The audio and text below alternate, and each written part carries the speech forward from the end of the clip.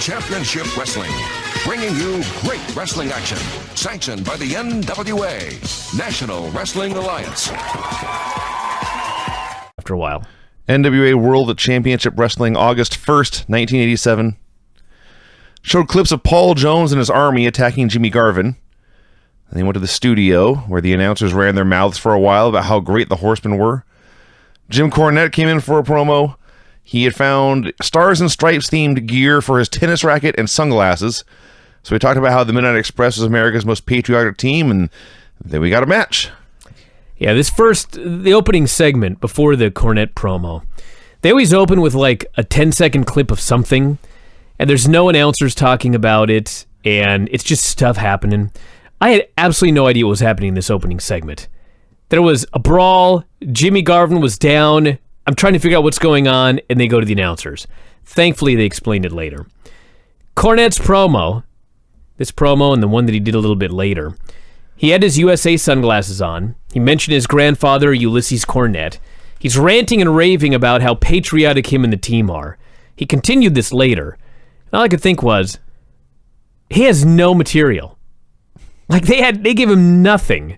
And so he had to come up with something to talk about for like 3 straight minutes on national television. And that's what he came up with. Like, we're past the 4th of July. Mm-hmm. The 4th of July is over. They're not going for the U.S. tag team titles. They own them. They're not going for like the U.S. Singles championship. He just had to rant for 10 minutes. Yes. It's a very different time back then. He probably stopped at a gas station somewhere, found these sunglasses for, in the 80s, probably 50 cents.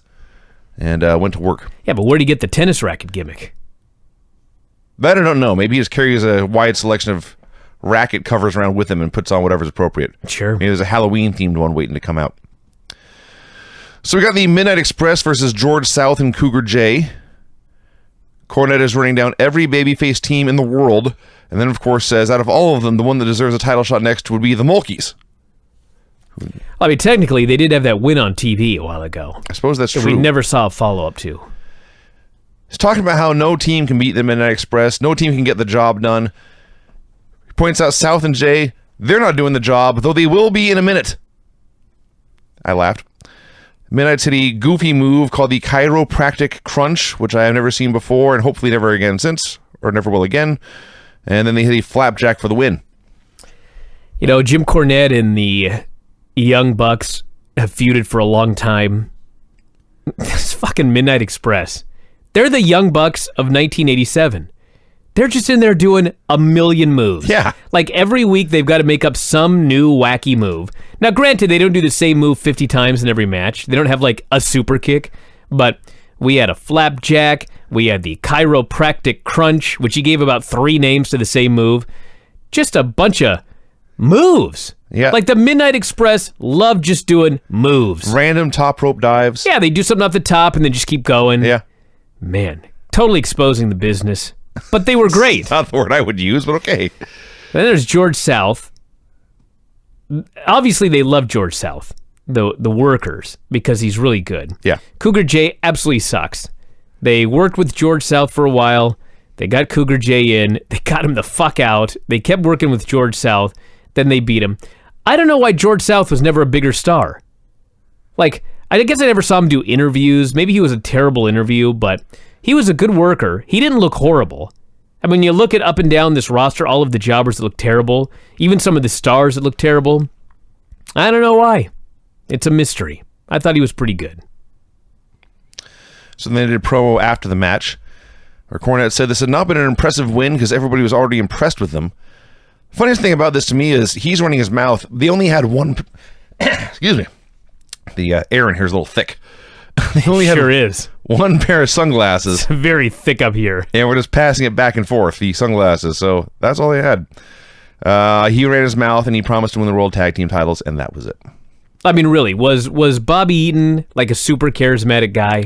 No, nor did he have a tremendous body. No. So why couldn't George South have been one half of a tag team with a guy with charisma? Or another guy with no charisma, but like a good manager? Like Paul Jones. Yeah. Sad. Jimmy Garvin versus Thunderfoot number 2. This is the beginning of a feud between the Garvins and the Thunderfoots. The Thunder Feet. Thunderfoots. I made sure to say that. You were adamant. We have learned from Finding Bigfoot that it's foots, not feet. So this applies to all foot-named creatures. A big foot. I always thought a numerous big foot would be big feet. Sure. But apparently now in the lexicon, it's big foots. Therefore, Thunderfoot number 1 and Thunderfoot number 2 are the Thunderfoots, not the Thunderfeet. I'm trying to think of any other foot name I can put to this, but that's pretty much it. Yes. Big and Thunder. Well, this Thunderfoot got way more offense than he should have against Jimmy Garvin. Jimmy was doing like technical counter wrestling, like small packages and stuff. Well, the one thing I noted is Jimmy Garvin is getting better.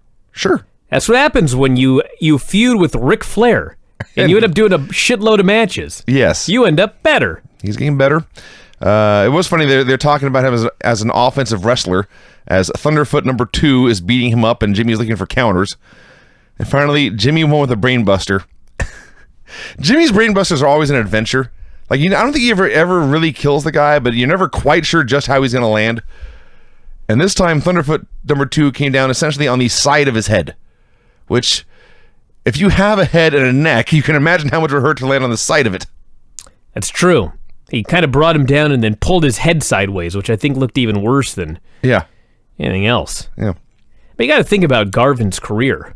Like, he spent a long time working with the Freebirds, and then he spent a lot of time working with the Road Warriors. Sure. And so, when you think about it, he comes to this company, and, I mean, who was he working with?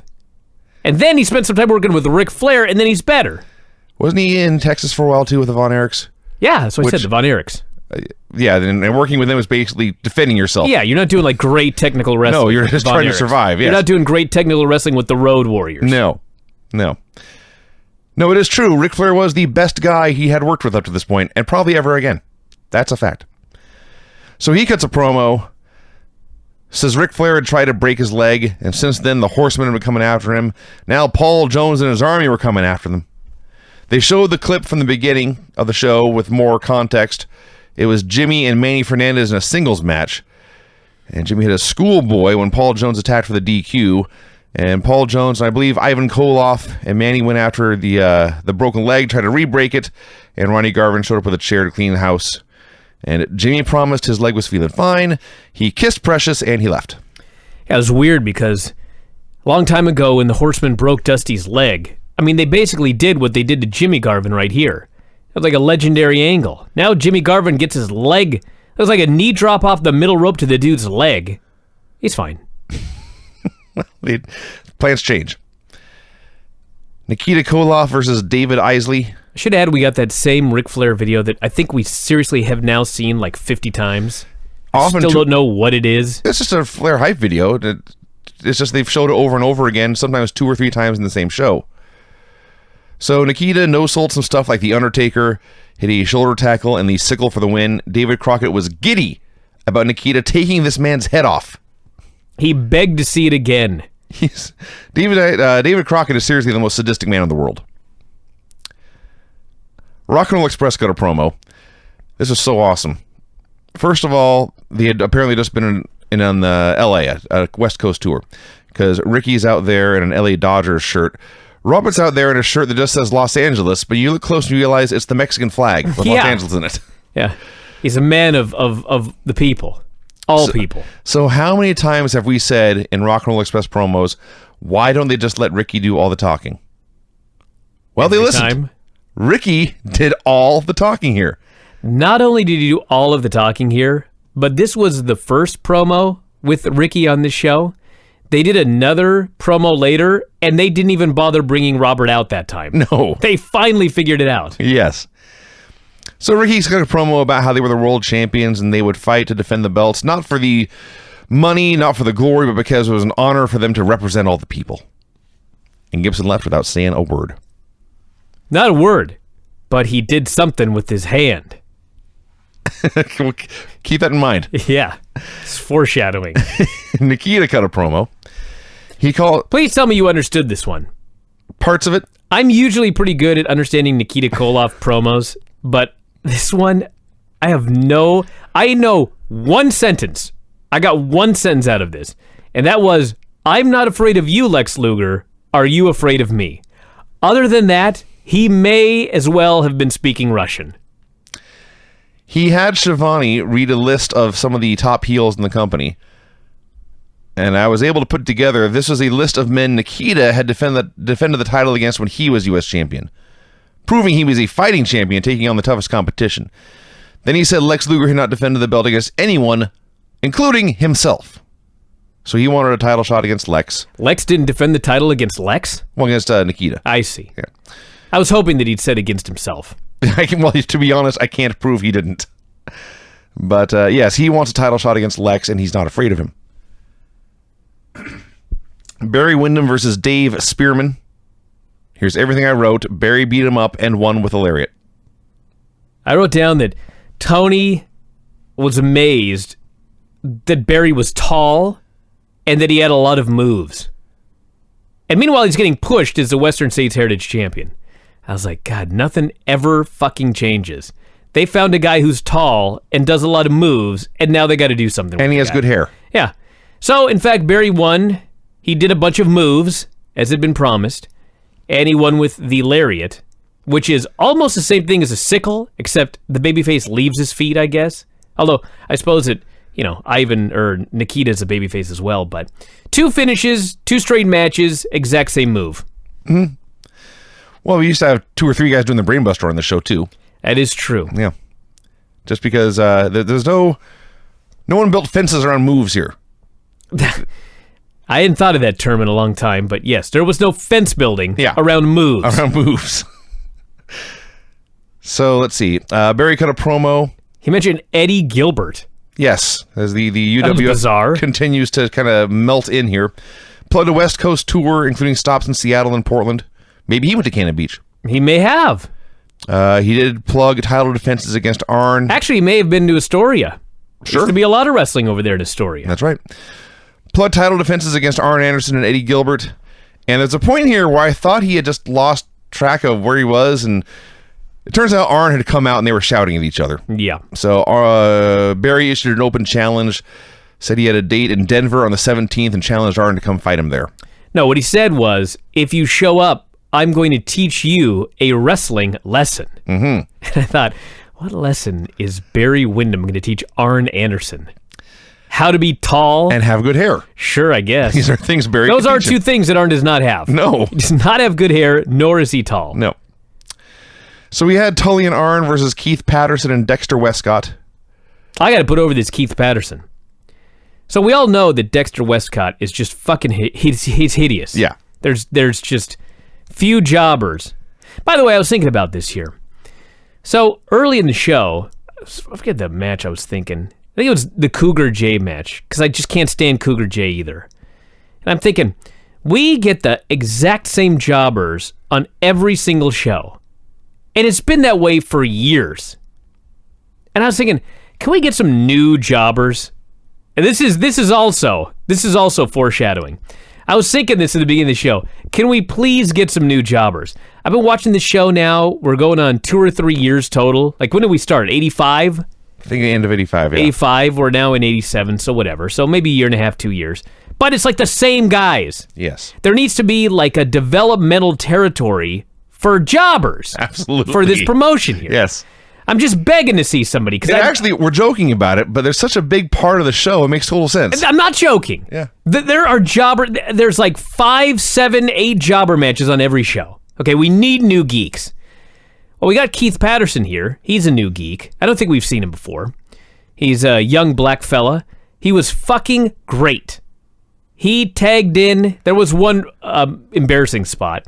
He tagged in a House of Fire. He runs at Tully. Tully just knees him in the gut and beats his ass. Well, even that was great, though. Yeah. Because he's a jobber. He's supposed to be embarrassed.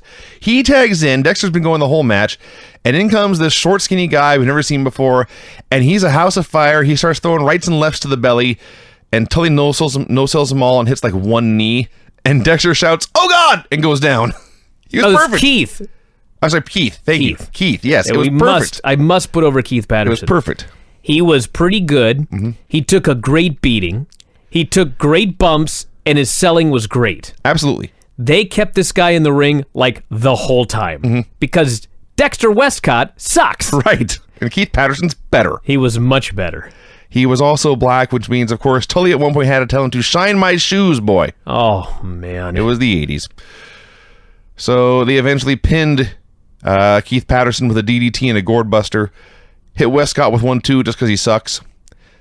And they go out to cut a promo. I predict, by the way, that we will be seeing a lot more of Keith Patterson. Well, I hope so. If this guy didn't get fucking rehired after this show, that's why this company went out of business. So they go out to cut a promo. JJ starts. JJ explains the Horsemen all have fancy cars. Jaguars, BMWs, Porsches. Then he says, people with money never pay cash for anything. They use other people's money to buy stuff. But then they have payments. And they had so many payments because of their car bills, they needed to go out and win championships and win matches. So JJ's promo was about how the Horsemen are in debt up to their eyeballs. That's right. And up against the wall and desperate for money. Yeah, this was. I did not believe him when he talked about the Horsemen's wealth after this particular. Did he think this through? Clearly not. I'm almost positive it's the opposite. I believe rich people pay cash for everything, and poor people are the ones who have thousands in payments every month. Well, a rich person can pay on credit, but then pay the credit off at the end of the month. Then they get miles on their card. I guess so. Or their airline miles. Yes. But the point of this is, the way he described it, these guys are fucking living hand to mouth. Yeah, they're fucked. Like, if they don't win a title next week, they're all of a sudden in deep trouble. One injury, and they're selling that Jag. Yeah. Which, I mean, probably was the way the Horsemen lived. I mean, that's true. It was the way the promotion was living. I'm sure that's true, too. He's probably... Maybe this was like a promo about the state of the company. He's trying, hoping they would get the message. Yeah. So it's Arn's turn. He calls out Barry Windham for the Western States title. He calls out the Rock and Roll Express for the tag titles. It's really not much to say. And then Tully takes over. And as I say those words, a bag in this room just falls down in glee. Tully begins by burying Robert Gibson for not being able to talk. So you saw Robert coming out earlier, didn't say a word, just did that thing with his hand. That's what he said. He can't talk a lick, were his exact words. Yes. And he's not wrong. No. Then he has the camera look out over the crowd. Says you can tell the Rock and Roll Express fans because they're dressed like shit. They're in cheap shorts. They're in cheap t-shirts. You can tell the Horsemen fans because it's these half dozen guys who showed up in full suit and tie and sunglasses. And there's a group of young Republicans in the front row that all stand up in their suits and sunglasses holding up the Four Horsemen sign. And they became the stars of the show when all was said and done. So Tully's putting over these fans, how great they are, how classy they are, how proud he is to have fans like this. Have we mentioned that Tully was great? Tully was awesome. Tully was unbelievably great. He was so great. So they go to commercial. They come back. Dusty comes out. He is, in fact, in jeans and a t-shirt. This guy's got his jeans on. He's got his t-shirt tucked into his boots, his baseball cap, his sunglasses. ZZ Top baseball cap. Talks about, first off, he says, very few men can even say they have been the world heavyweight champion.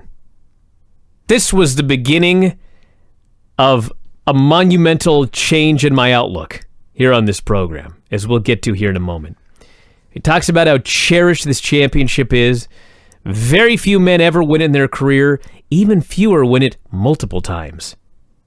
And then these trolls in the front row, they get on Dusty's nerves. Dusty was gotten to. He was totally gotten to here. It was so embarrassing. It was so embarrassing. He says, you guys are what's known as pretty boys. We call people like you pretty boys. You're not like the common people, like the rest of these fans and myself and my parents. He starts talking about Luger being a pretty boy, and this pretty boy is going to enter a new world feuding with Dusty over the U.S. title. And then, of course, it's Dusty. So he's got to tell you how rich he is. He says, first off, he says, Luger, you think you're rich and famous, but being rich and famous is a fluke. I don't know what he's talking about. I don't know. Then he says he's rich and famous. And he says he's so rich that he could buy Lex Luger with the twist of a pen. What? I don't know. So he says, Luger, you're the total package. I'm a legend. And then he turns to the pretty boys in the front row. They're in their suits. They're holding up the four fingers. And fucking Dusty Rhodes says, I got one word for you guys. I got two words for you guys. You suck. And he goes backstage. Yes. I was like, man, oh man. They got you. They totally got Boy, to him. did they get you. Did you mention where Dusty said, I made $500,000 in the past 3 weeks? Oh. Did you mention where he said, and this is a quote, I am the most talented individual in the country?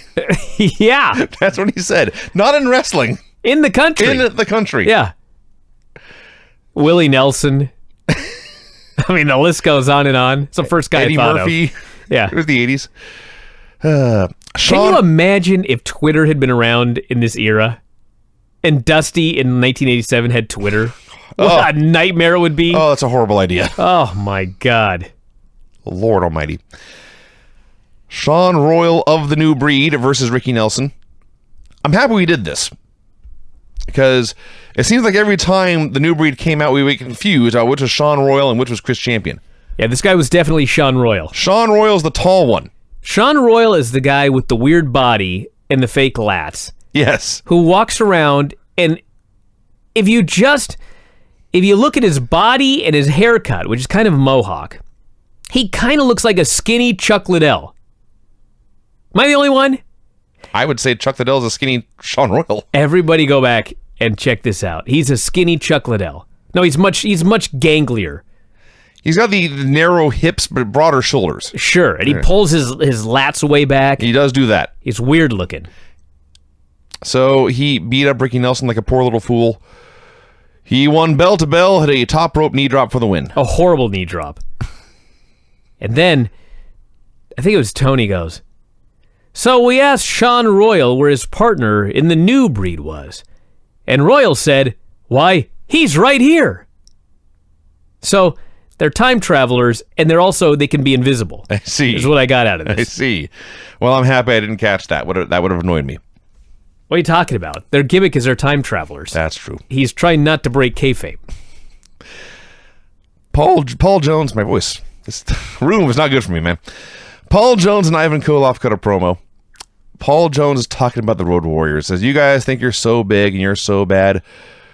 You've got your international tag titles, but let me tell you something, Road Warriors. Pigs don't know pigs stink. That's what he said. And he pauses. He lets this profound statement sink in. Like we're all going to just nod in agreement. It's true. Pigs don't know pigs stink.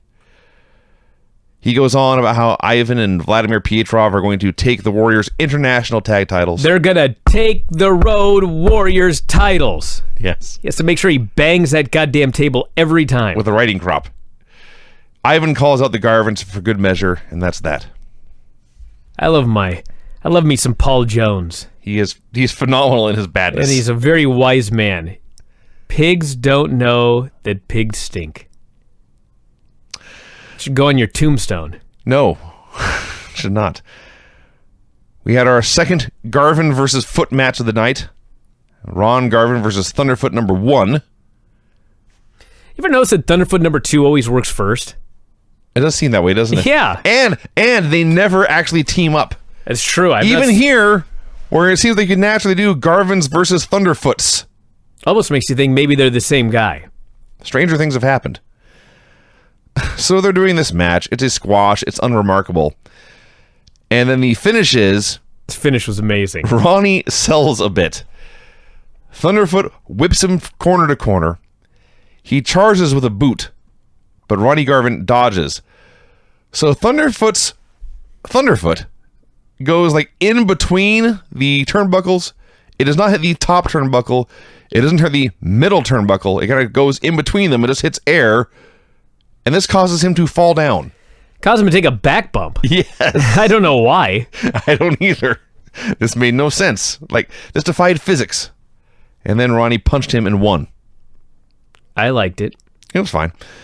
They go to break and they come back and Ronnie cuts a promo. All right, I got to talk about this. So, Ronnie does the big promo. Says, Flair's an imbecile because he's knocked him out a half dozen times across the country. Says he has always wanted to be the best in wrestling. And he's held many titles during his career, but there's one title that he's never held. The World Heavyweight Championship. And that's the one that he wants. And he claims over the last decade, only 2 men have been talked about as champion, Ric Flair and Dusty Rhodes. And over the last few decades, only a handful of men have ever held that title. Now, first off, he's not entirely correct, because the 80s, you had Tommy Rich, Harley Race, Flair, Dusty, Kerry Von Erich all officially were champions. What? Yeah. And Jack Veneno and Carlos Colon were unofficial champions. If you paid attention to what he said, he said only 2 men. I forget what the exact words, but they were only they were the only 2 men who were talked about, or 2 men have dominated the title scene. Dominated may have been. He never said only 2 men have held it. Okay. He just said the other 4 or 5 don't count. Okay. But the point of this was the promo where I finally understood why everybody was so upset about Ronnie Garvin winning the world title. I have been such a fan of Ronnie Garvin, and for weeks and weeks and months, I have been saying, what the hell was wrong with Ronnie Garvin winning this title? It was not until this promo that it really hit me that you got to go back and look at this in the context of the 80s. There were 1, 2, 3, 4, 5, basically 5 guys that held the title in the 80s up to this point. 3 of them were like really big stars. The Kerry one was quick. The Tommy Rich one was like 4 days, if that. Mm-hmm. So done 3 guys. He was going to be like next. Yeah. Ron fucking Garvin. Yes. It finally hit me like a ton of bricks. Yes. Like, this is not 2017 where fucking everybody gets his stupid title. Everybody gets his title multiple times. There's multiple versions of it in WWE. Like, Ken Anderson was in line for the title till something got fucked up. I mean, the list goes on and on of geeks that have won this title. Sheamus has won many world championships. Sheamus has won... You could name anybody off the top of your head, they've probably been the world champion. Ron Garvin, I get it now. I still love Ron Garvin. I still think he's awesome. I mean, in some ways, I don't have a problem with it. But I fully understand now why it was such a scandal that Ron Garvin beat Ric Flair for the World Heavyweight title in 1987. He was not ever on the level of a Harley Race or a Ric Flair or no. Dusty Rhodes. I mean, he was great in his own fact. way. I'd put the title on him today. Yes, please. But this was 87. No, you are not wrong. My takeaway from this, which I guess is similar, as he's glossing over those guys who didn't count, the Kerry Von Erich and the Tommy Rich, the way he described it, and granted, maybe he thought he'd be champion for a year, but by his own definition, his own upcoming title reign doesn't count. Well, he had it longer than Tommy Rich. He did. And I think Kerry Von Erich. I'm almost positive. He had it for 2 months. Yeah, I don't know. Definitely longer than Rich. I don't know about Von Erich. I'd have to look that up. So he promised that one day Ric Flair would be out there cutting a promo and he'd be hanging his head and he'd have no title because Garvin was gunning for him. Well, goddamn, he was right. He was. So they always do these bits when they go to commercial where they show like a clip from the prior match in slow motion and text unfolds one letter at a time. And it's usually like, the best wrestling is right here, or the champ is up next, or something. This time it just says, stretch a bit, but stay tuned. Hey. Apparently they're really worried. There were some long commercial breaks back there. Fans might be getting bed sores 40 minutes into the show if they didn't get up and stretch a little. So Flair comes out for a promo. Head is not hanging. He's still world champion. He also called out the fans in suits. Called out Ronnie Garvin. Said Ronnie Garvin was great, but he was no Ric Flair. He wasn't man enough to beat Ric Flair. And as great as Garvin was, he was going to retire him from this business. And he talked about the show in Denver, which must have been a big show. He says he vowed to wipe Denver off the map like the New York Giants had done in the Super Bowl that year. Flair does awesome promos. Are you aware of this? I've heard. Yeah. Lex Luger versus Alan Martin. People go crazy when Lex Luger calls for the torture rack. Have you heard of this? Yeah, I couldn't believe it. I mean, they're the Horsemen. I mean, they had the Horsemen fans in the front row, but Well, that helps. But the rack is always over. the rack is amazingly over. And I don't know why. He lifts the guy up and shakes him. Yeah. Who gives a shit? Don't know. Everybody. It would be one thing if it was the Giant or something in there. Alan Martin was much smaller than Lex Luger. This is not a very impressive feat. Lex squashed him. He won with the rack. Everyone went crazy. Yeah, I love Lex squashing him with holds.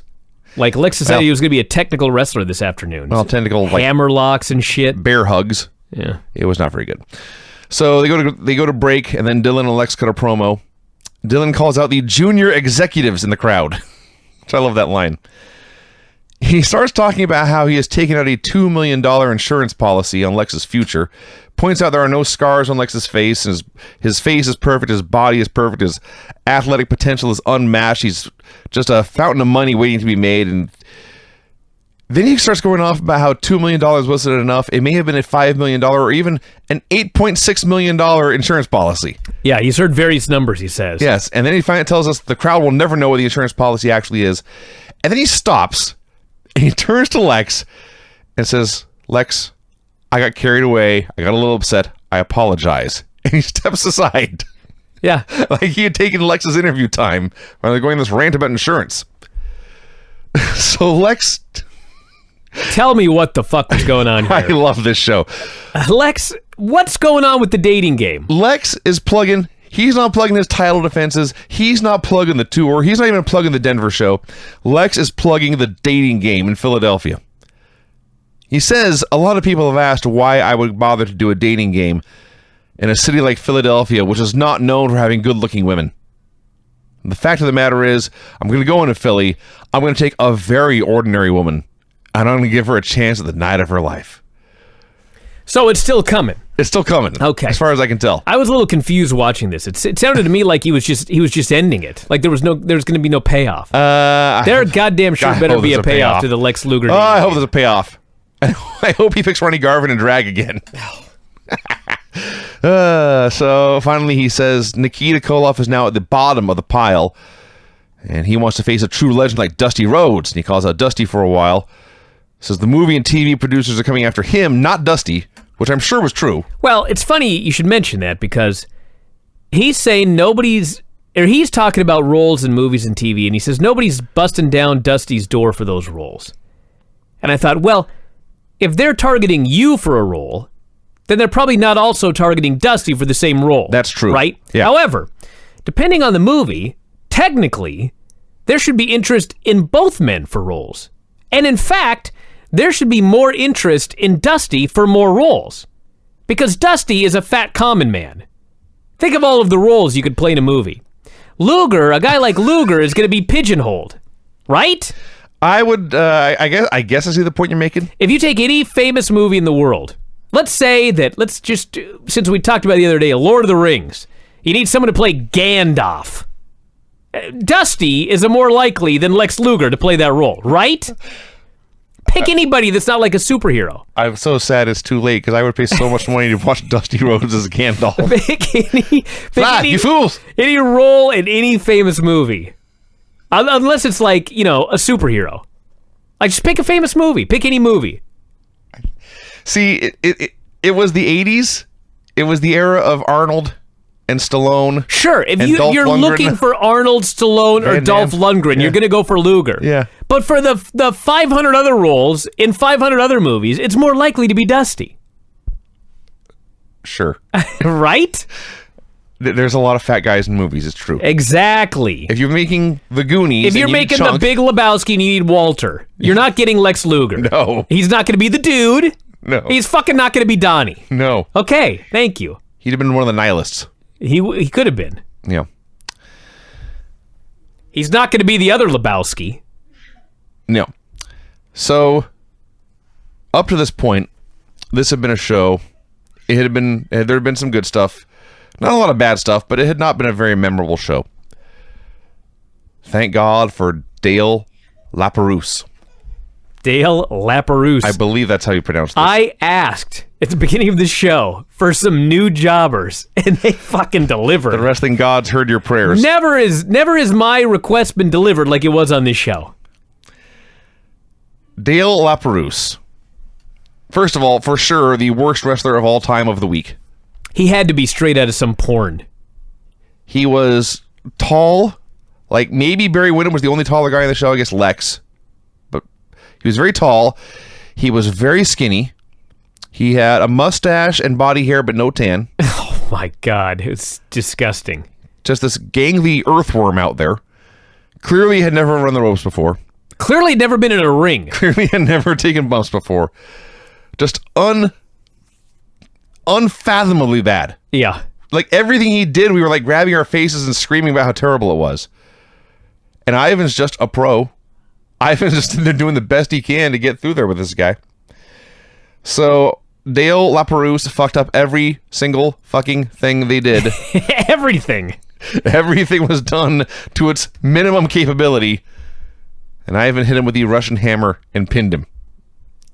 It was weird because when it was over, I hoped to never see this guy again, but also see him in every match. I would watch a Dale LaPerouse highlight tape. Okay, so a very quick glance here at the internet. He does wrestle again. Yes. So I see there's a Lex Luger Dale LaPerouse match.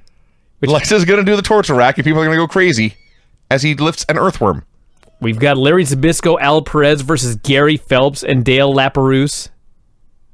Wow, that means he's around for a couple of years then. Yeah, there are matches. I mean, this guy comes back. Excellent. Hopefully he gets better. Actually, hopefully not. Hopefully it gets worse. Yeah. It's astounding how bad this guy was. Ricky Morton came out for another promo. He had changed his shirt.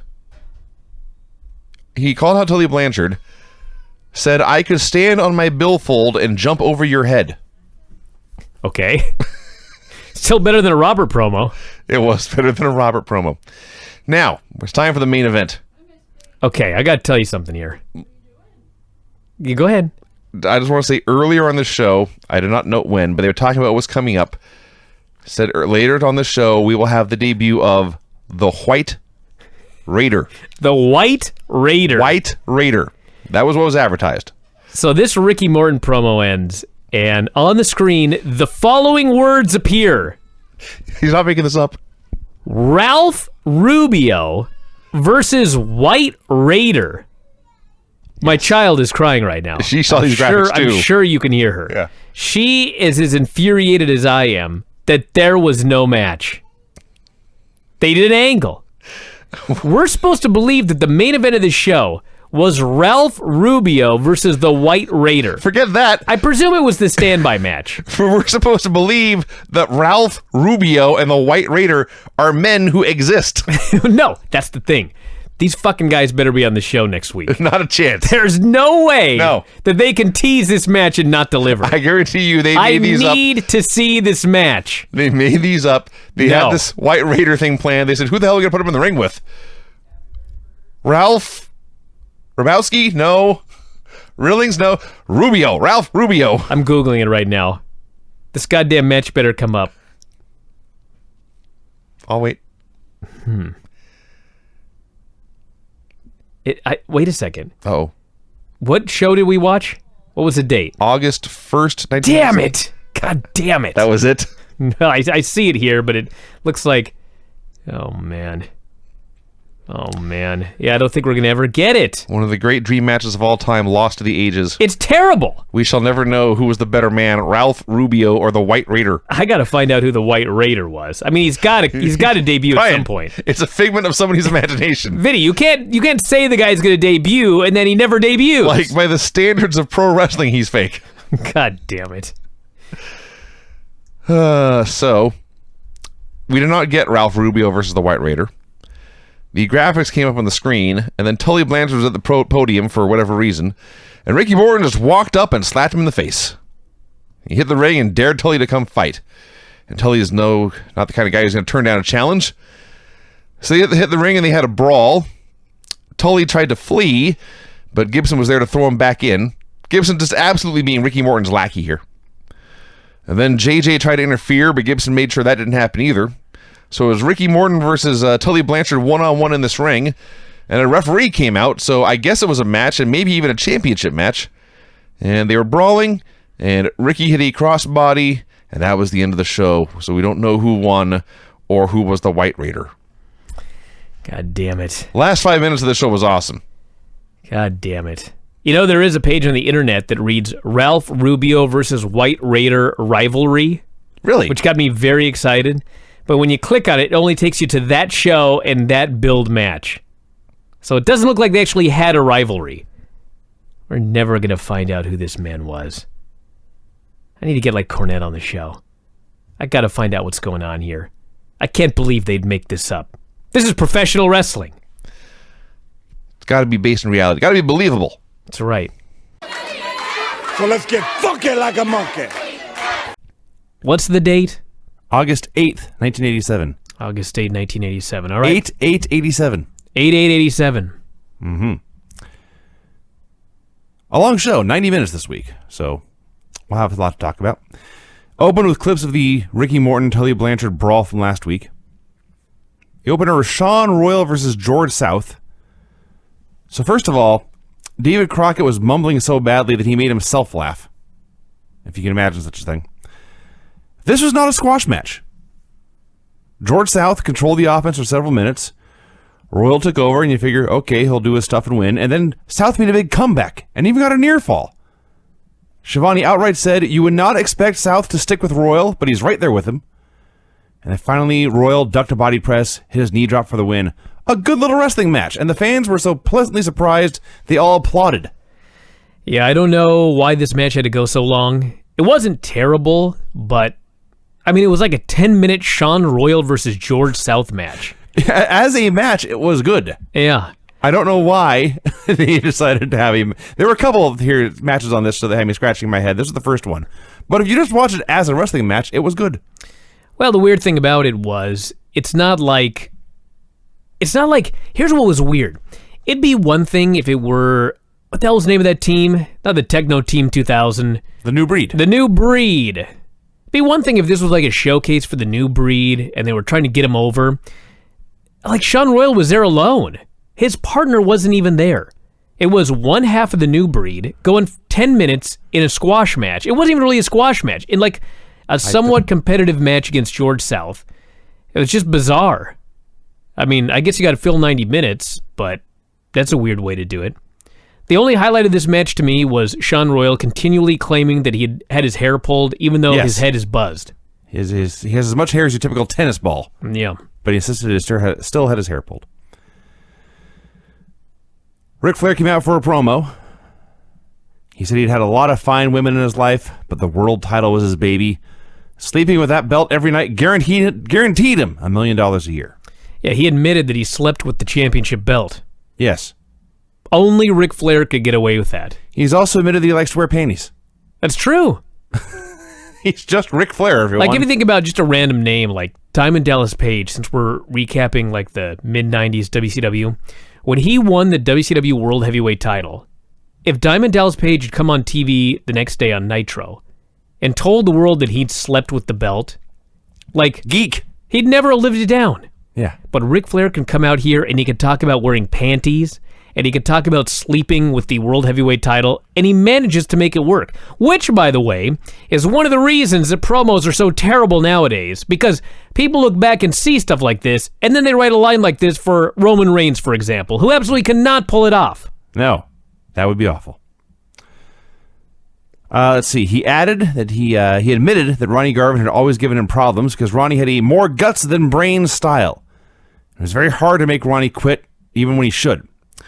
But in the end, he promised he would retire Garvin, hop in a limo with two good-looking women, take a Learjet and his belt, take a Learjet somewhere, and satisfy a 24-year-old blonde. So he's very, very specific. So he's getting two women to go with him to satisfy the 24-year-old blonde. That's true. They may be the two women in the limo may just be his assistants for the real mission later that night. I mean, that's what it sounds like to me. Yeah, I hadn't put that much thought into it, but it makes sense. I don't know if Ric Flair put too much thought into that part either. He may not have either. Tully Blanchard and Arn Anderson versus Rocky King and Larry Stevens. So this match went on for a while, and I was hunting for things to talk about. I got something. Okay. Larry Stevens is another one of those guys where He was totally fine in the ring. He didn't physically look any worse than Tully. In fact, he arguably had a better body and maybe better hair, if you're a fan of mullets. But Tully was a guy who was like a major star, and Larry Stevens never did anything. I always watch these shows, and sometimes I'm amazed by some of the guys who are over. Like, I'm not amazed at all that, Tully Blanchard was over. He was awesome. But I was watching Larry Stevens thinking, why wasn't this guy a bigger star? Why was he just a jobber? Now, of course, later Tully cut a promo, and I never heard a Larry Stevens promo, but my guess would be he's not as good as Tully. But it was kind of interesting to see, like, him and Rocky King were here, and they were, like, totally fine. But they were never anything, especially Larry Stevens. So what I got out of this match, the announcers had plenty of time to plug the War Games rematch. Arn was wearing banana yellow gear, which was an interesting choice to say the least. And then just when I was like out of ideas, Arn grabs one of these guys, I'm not sure who it was, hits a spine buster, which is always beautiful, and then it's time for the gourd buster, and I think it's the second week in a row where he has just picked a man up and just dropped him right down onto his face, violently. Well, one of these jobbers was black and one of them was white, so you pretty much should have been able to tell which guy was which. Poor Stevens, I wrote here. Okay. That's right. Yeah, the other was Rocky King. You were correct. I should know which is which. So Tully cuts his promo. I like Tully's promo starting about he complains about how the highways in Atlanta are never done. I suspect if we had a Georgia resident here, whatever highway he referenced is probably still not done. Yeah, I'm sure. I'm sure if Tully cut that same promo in 2017, nothing would have changed. Mm-hmm. I say that based on the highways in Seattle and Tacoma, especially Tacoma, that are constantly under construction. In Orlando. Orlando is another good example. So he said he'd face the either member of the Rock and Roll Express for the TV title whenever they wanted. Then Arn says TV time on this station costs $65,000 a minute. So I'm going to get my money's worth. $65,000 a minute. Yes. Okay. Obviously, this is bullshit, okay? That would be $5.9 million per episode and $300 million per year to run WCW Saturday Night. Sure. Now, granted, they were spending millions of dollars a year on television, and it led to them being sold, but I'm somewhat skeptical that they were spending $65,000 per minute. And if they were, why was that first match so goddamn long? I suspect if there's any truth to this, and there may not be any truth to this at all, if there is any truth to this, he probably just looked at the ad rates, what they sold ad rates for, what a 30-second ad spot goes for, and just did the math based on that, which would be more than what Jim Crockett Promotions was paying to have their show on here, I'm sure.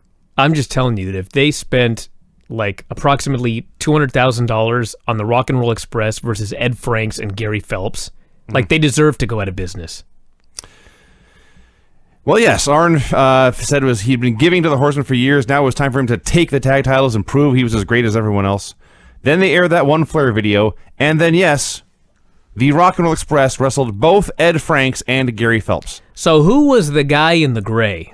I'm so glad you brought this up. How could I not? First of all, well, that's true. I mean, given what we do on this show, I would be. You may as well fire me if I don't bring this guy out. Let's just start. Did the other guy ever tag in, or was this one guy in the ring the entire time? I only remember the guy in the gray. I'm almost positive the guy in the gray was the only one in the ring. Okay, so this was either Ed Franks or Gary Phelps. Thanks, Vinny. I mean, no, I have a point. Okay. I have a point. Don't cut me off. Well, you want me to recap what you just said? I'm in the middle of a sentence, asshole. God. If you picture Ed Franks or Gary Phelps in your brain, I guarantee you the picture you have exactly matches this guy. Okay. I'm glad I let you finish that sentence. He looks exactly like what an Ed Franks or a Gary Phelps would look like. Well, that's not true because there was a Gary Phelps and an Ed Franks, and one of them looked horrendously worse than the other. And I need to know who it is. How do you know? Because I only saw the one guy. Well, this guy was unforgettable. And there's no way the guy on the apron could have been this bad. It's impossible. So, some fashion advice. First of all, skinny fat guys should not wrestle bare-chested. If they must wrestle bare-chested, if they must wear tights, those tights should not be dingy gray. Oh, my God. And if they must be dingy gray, please make them long enough so your ass crack does not hang out. Just some fashion advice to all indie wrestlers in the world. This guy had man boobs. Yes? No, I mean, like, he did. I'm not just talking like he was a fat guy and he had a little extra blubber in the chest area. I'm talking he legit, honest to God, had man boobs. Mm-hmm. No shirt on. No. Gray. I mean, you didn't say enough about the gray tights. Like, the only thing worse would have been white. That's the only color that could have been worse. And honest to God, he looked so bad, I'm not sure white would have been worse. They brutalized this guy. They brutalized him. They probably took one look at the guy. This is why I'm pretty sure the two guys look different. They probably took one look at this guy and just thought, that other guy ain't getting in. We're just going to kill this guy. And they did. Quite possible. That is quite possible. Yeah, it was grotesque. And they quickly pinned him with a double drop kick. Not quickly enough. Well, that was $200,000 they spent for that one. You're right. It wasn't quick at all, actually. I don't know why I said that. Yeah, this is not pleasant to watch. So Morton cut a promo calling out any two of the four horsemen to come try and take the tag titles. Said either one of them wanted a shot at Tully's TV title. And then Robert Gibson spoke, and I don't know why or what he said. They challenged Tully for the television title. And I'm watching, I mean, Ricky's just cutting a great promo like always. And Robert's just standing there. And I'm thinking, maybe they finally figured it out, and like last week, he's just not going to say anything anymore. But no, they gave him the mic. He mumbled something. I have no idea what he said. I can only presume that he was agreeing with Ricky. I've heard worse Robert Gibson promos. You know, it'd be funny if, like, Robert Gibson, for his whole career, every time he spoke, he actually was disagreeing with Ricky. But since we can never figure out what he's saying, it was like an in-joke for 15 years. He may as well be speaking Chinese. He may as well. I don't know what he's talking. I can't translate most of the time. Rugged Ronnie Garvin came out for a promo.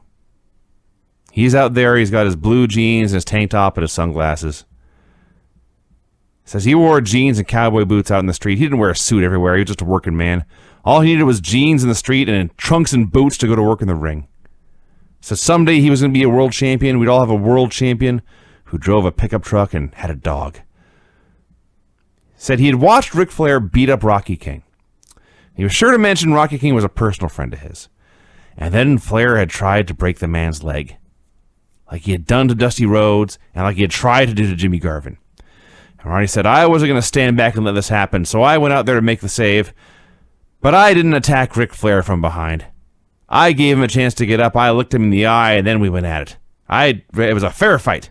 And he had him show the video. Show the whole match. Before you go to the video, I just want everybody to just remember everything that Vinny said about what Ron Garvin said in this promo about hating suits, having a dog, driving a pickup truck, which presumably he bought. He's not a thief. And being a common man. Just everybody remember that, okay? That's right. So they go to the match. It's Ric Flair versus Rocky King. This was the greatest match. Flair, the bell rings. Flair takes a guy down, puts him in a figure four leg lock. The ref counts the pin on Rocky. I mean, I couldn't even believe this.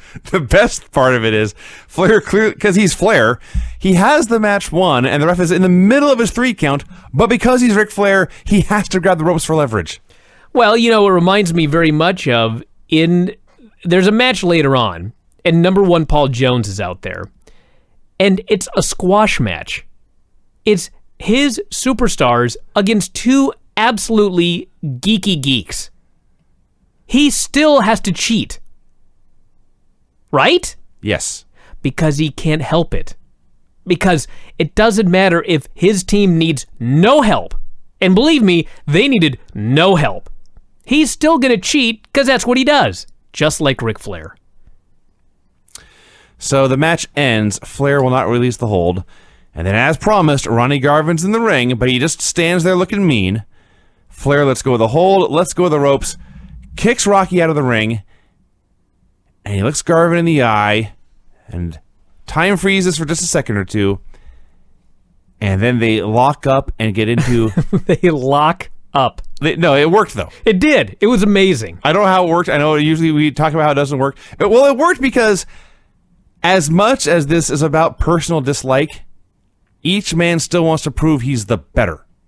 Yeah, they're 2 wrestlers. Yes. They couldn't help themselves. Yes. Now, they did one lockup. That was the end of the wrestling. What follows may have been the greatest fight I've ever seen in my life. Was this not just the most amazing spectacle ever in terms of brawling? Pro wrestling, boxing, UFC. I don't know if I've ever seen a fight like this. They just beat the shit out of each other. And the place, this is not a big building either. If you look at it, it's not like they were cutting for wide shots or anything, but do you remember when Raw first started and they were running with small buildings? Oh, yeah. Manhattan Center. Yeah. It looked like that. A couple of thousand people. But they're making so much goddamn noise. They were, last week on this show, I did a big speech about how I was wrong about Ronnie Garvin. How many times am I going to screw that up? These goddamn Garvins everywhere. How everybody always said it was terrible that Ronnie Garvin won the title. And for like a year now, I've been watching Ronnie Garvin, and I've been behind him getting the title. Last week, he cuts a promo about how few NWA World Champions there were in the entire decade of the 80s, and I felt like I finally got it. It's like I'm doing the show in 1987, and somebody in Jim Crockett Promotions listens, and they're like, well, next week we're going to show this fucker that Ronnie Garvin should have won the title, and we're going to do an angle, and we're going to prove it, and that's what they did here. When this was over, I totally did another 180. Ron Garvin should have won the title from Flair. Ron Garvin should have been the champion for like the rest of his life. He should be the champion today. This brawl was so great. Ron Garvin is like the best, mean, tough guy you ever saw in your life. He got in there and beat the shit out of Flair. He gave him like 3 chops, and Flair's just bleeding everywhere from the chest. I'm not talking they chopped each other for 30 minutes. I'm talking he gave him like 3 chops, and there's blood everywhere on Ric Flair's chest. He destroys this guy. The Horsemen finally run in. No. That's not. You're getting ahead of yourself here. Ronnie Garvin and the world champion Ric Flair give each other everything they have. There's a ref out there, but this is not a sanctioned match. This is just a fight. And they fight in the ring, they fight out of the ring, they fight back in the ring, and finally, Flair gets knocked out of the ring, and he gets up, and he looks at Garvin, and he turns his back, and he walks away. The reaction to this, to Ric Flair conceding defeat in this fight, admitting that on this night, in this instance, Ronnie Garvin was the better man, the night Garvin wins this championship won't get a bigger reaction. This was so monumentally huge, just Flair turning his back and walking away. They cut to the ring where Garvin is now posing with a belt. Dylan can't even stand. His hands are on his knees. He's bent over, just sick. And then Flair comes out with the other Horsemen, all 4 of them, 3 of them champions, and they hit the ring, and for about 30 seconds, Ronnie Garvin just whips all their asses. Just takes them apart. Finally, there's 4 of them and 1 of him. He is overwhelmed, and they attack him for a bit until every babyface on the earth comes out and cleans house.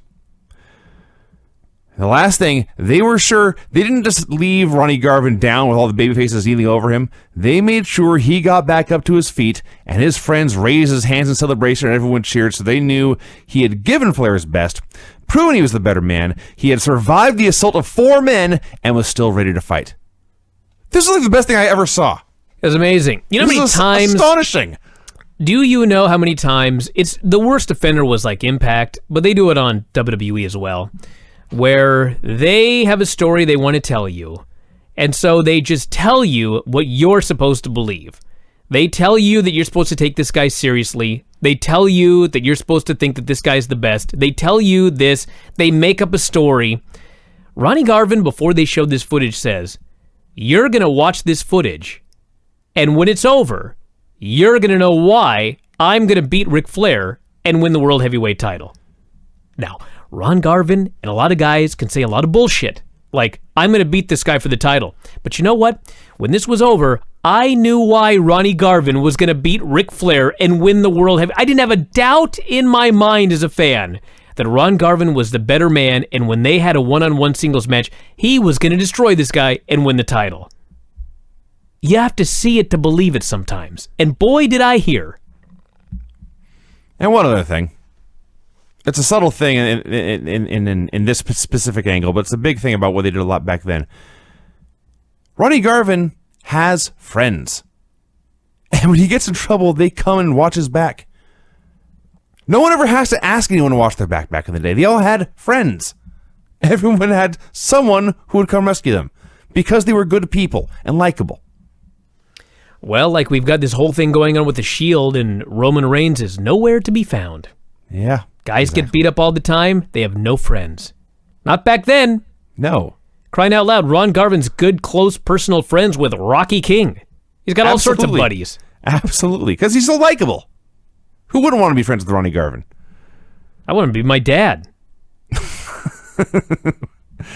They go to break, they come back, and now J.J. Dillon and Lex Luger are there for a promo.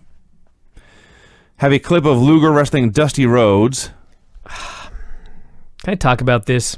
Well, that is what we're here for. Dusty does a suplex outside in. The referee's down. Covers the guy for a visual pinfall. They do another spot. Well, first, Dusty end up... they do the deal where, Dusty goes running and Luger tosses him over the top or whatever.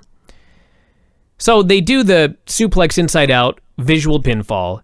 Then they do another spot. Dusty rolls through and pins the guy. He beat him twice.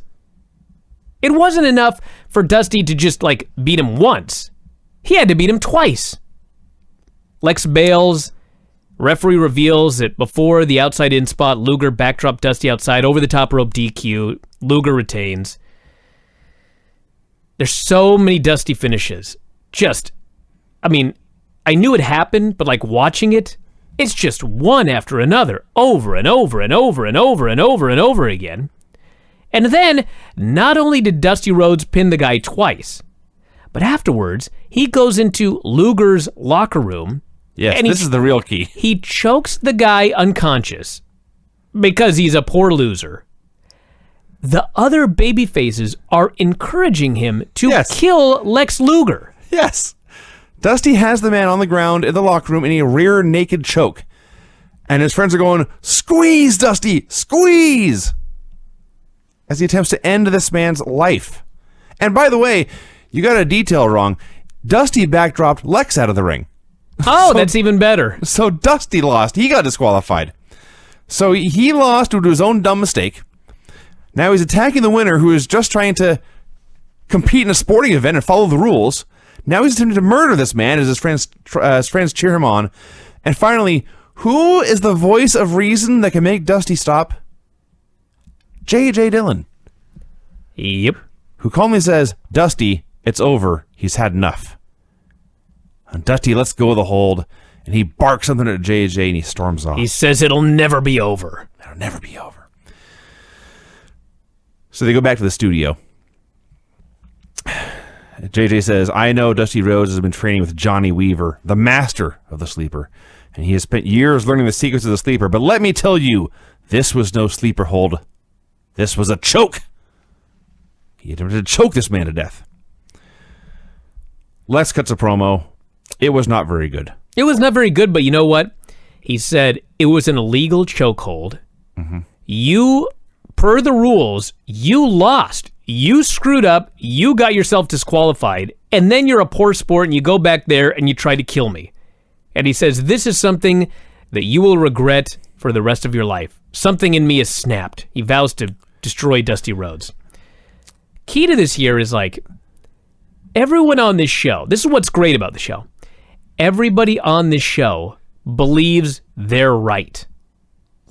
J.J. Dillon, when he cuts his promo, he believes every word he's saying. Lex Luger, when he cuts his promo, believes every word he's saying. The funny thing is, the heels are right. Dusty Rhodes is absolutely in the wrong here. It's weird. And I got more to say about Dusty later. The other points Lex had were that Dusty was jealous of him because he was younger and looked better. True. And also because he had accomplished more in 2 years in this business than Dusty had done in his first 15. I'm not sure about that, but... No. So Jim Cornette comes out for a promo. He talks about Dragnet And then he lists a bunch of... Yeah. He was watching Dragnet, he says. Maybe this was when the movie came out. I'm not sure. But I doubt it. I think he's talking about the TV show. He may have been talking about the TV show.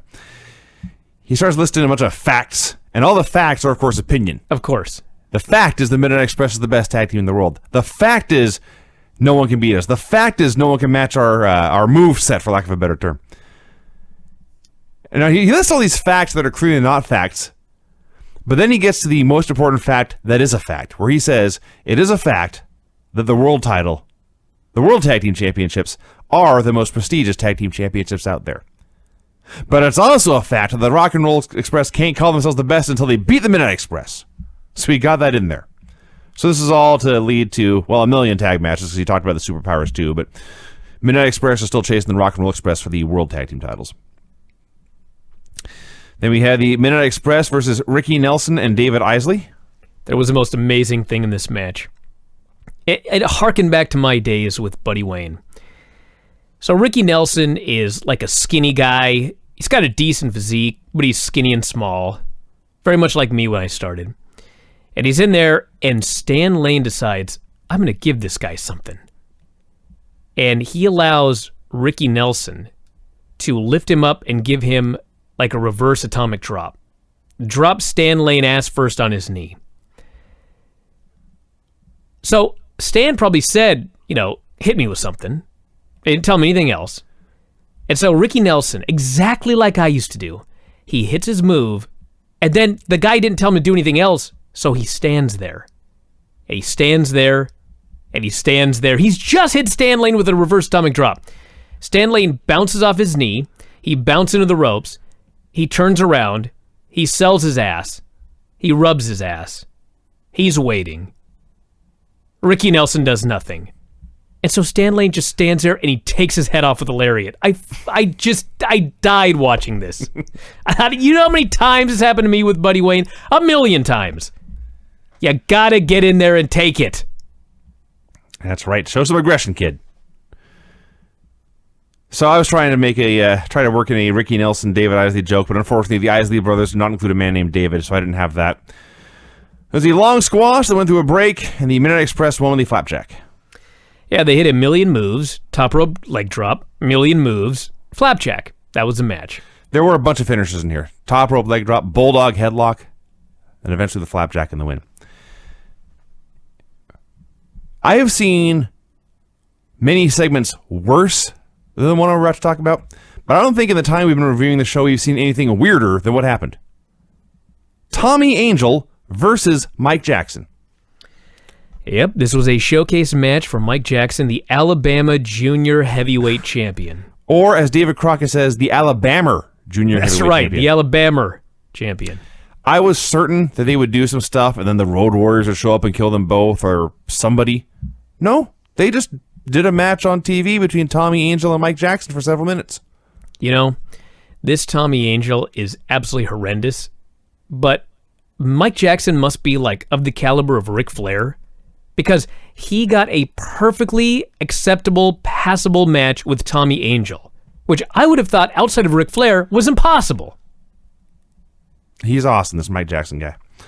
They did some stuff for 4 or 5 minutes, and then Jackson hit a reverse crossbody off the top for the win. Now here's a finish someone needs to bring back. It's kind of like a moonsault crossbody. Kinda. You just climb on the top rope facing the outside, and just jump back and twist and crossbody the guy. I bet you anything he still does that in 2017. That's a very safe bet. I'd bet you anything. He may still be the Alabama Junior Heavyweight Champion. Great. I hope so. I'd so have a match with this guy without even blinking. And it'd be very good. Because he's Mike Jackson. All right, Bryan, talk about Dusty Rhodes. I hate to get on this guy every week because he's a legend. And I know everybody in NXT just absolutely loves the guy, but you got to go back and watch this stuff. Dusty Rhodes is he's supposed to be the top babyface, right? The American Dream Dusty Rhodes. Yeah. Blue collar, son of a plumber. He comes out here and does this completely bizarre promo about how, he's always up and out. The Horsemen they flash their money, they flash their cars, all that other kind of stuff. Dusty the Common Man's out there, and he is going on and on about how he has so much money, and he's rich, and Luger has no money, and he reminds us multiple times that Luger has no money. He mentions, this is Dusty Rhodes, he spends $3,000 a week on groceries. In the 80s. In the 80s. It's like 10,000 now. You know how much ribeye you'd have to buy at Whole Foods to spend $3,000 a week on grocery bills? His gimmick is that he's the common man, the hard-working blue-collar fella, and he's out there doing these promos every week talking about how he's got all this money and all these women. It's like he wants to be a horseman, but he's not. And he's killing his own gimmick by trying to be more horseman than the horseman. Am I the only one? No, it is quite strange. It's bizarre. It's one of those things where, I mean, you talked earlier about Flair talking about panties and whatever else was on his mind. Only Dusty Rhodes could get away with this? Although apparently, maybe not even Dusty Rhodes. I guess. I mean, as a fan, I'm watching it. Listen, all I know is I saw that Ronnie Garvin promo, and he's out there and he's got no suit on. And he's never flashing his money. And there's never been a show where I watch Ronnie Garvin and I think, you know what, this guy's BSing about being a blue-collar guy that drives a truck. But, like, Dusty is supposed to be even more blue-collar and hard-working and common man than Ronnie Garvin, but he's out there acting like he's all rich and famous. It's weird.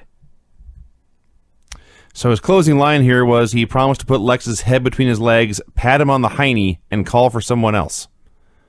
What? Don't look at me. That Flair video aired again. I can only assume this is all being done so that when Garvin finally wins the title, they will start playing this, and there'll be like a record scratch, and then it'll turn into a Garvin tribute video. That's the only thing I can imagine this leading to. It's also bizarre. The Freebirds versus Art Pritz and Dexter Westcott. This was funny because the Freebirds are babyfaces and they're stars. So it's a total squash here. It's Michael Hayes and Buddy Roberts, no Terry Gordy this week. And they're beating these guys up for 2 or 3 minutes, and there's zero offense from the Geeks. There's a 100% squash. And then Michael Hayes tags in, and even though he has not sold one thing this entire match, it's time for the comeback. And he stands in the ring throwing punches as the other guys feed him one by one, bump and get out of the way. It was like he just got in a hot tag after Roberts had been in the ring for 10 minutes selling. But no, they've been in control the entire time. So he made a comeback. I don't know what he was coming back from. He hit a huge double backdrop. And then Hayes pinned Pritz with a side slam.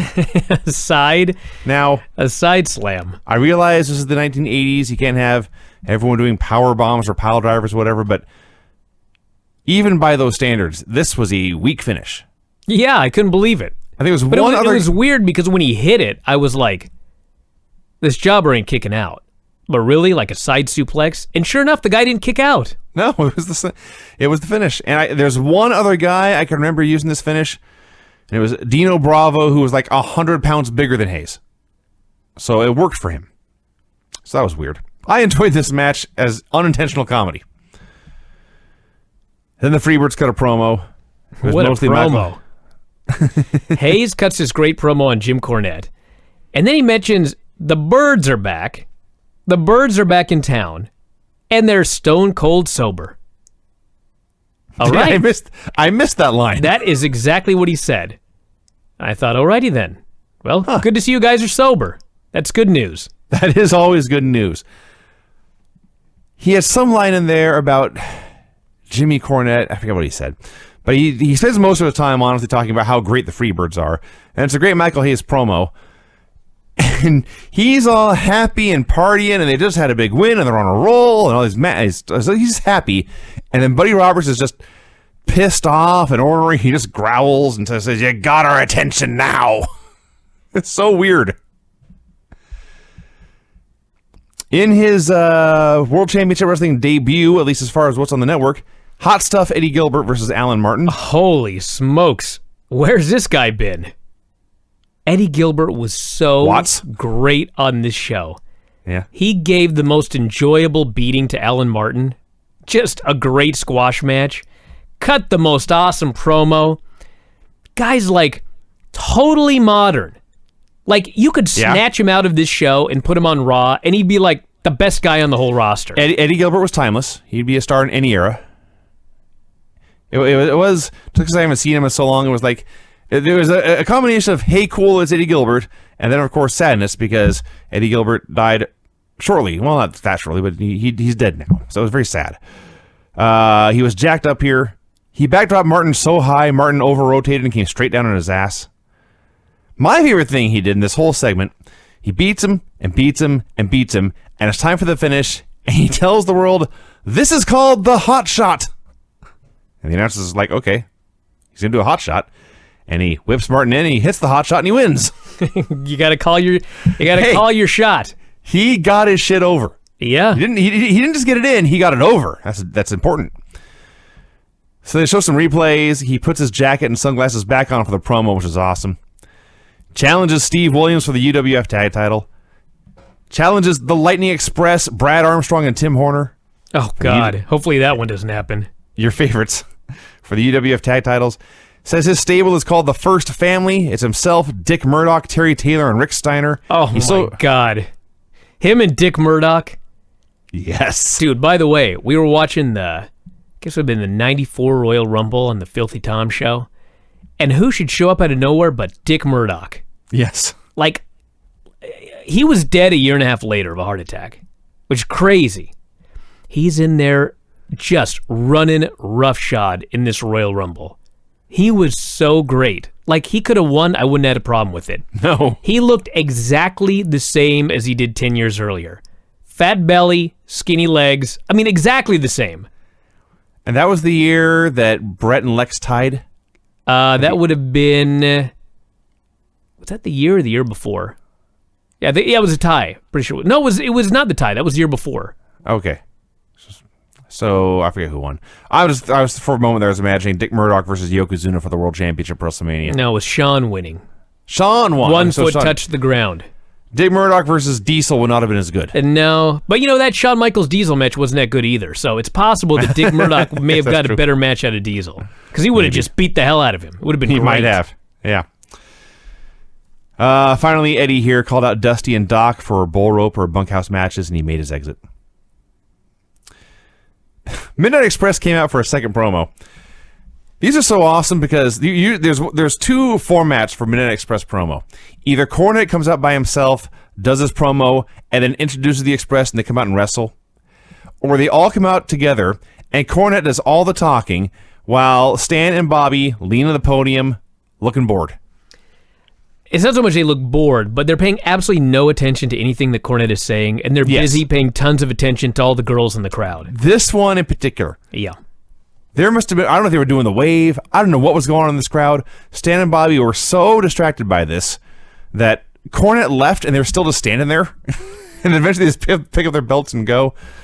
Before he left, Cornette claimed they had received 5,000 cards and letters from the Mulkeys' hometown demanding a Midnight's Mulkeys match.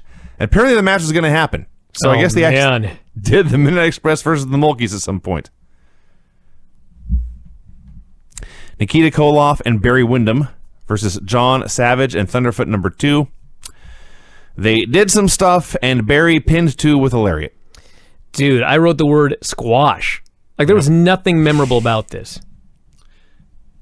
Good news is there's a lot more to talk about this next match. Steve Williams versus Mike Force. Goddamn Dr. Death.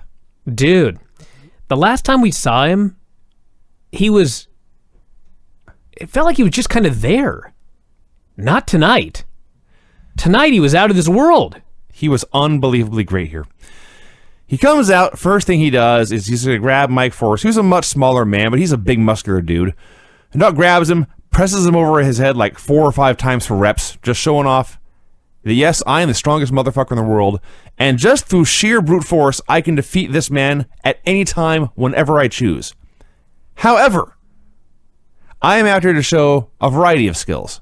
And thus, he then spent the next minute using wrestling holds and throws to show he understood things like leverage and takedowns and timing and explosive power as well, and could not just muscle a guy.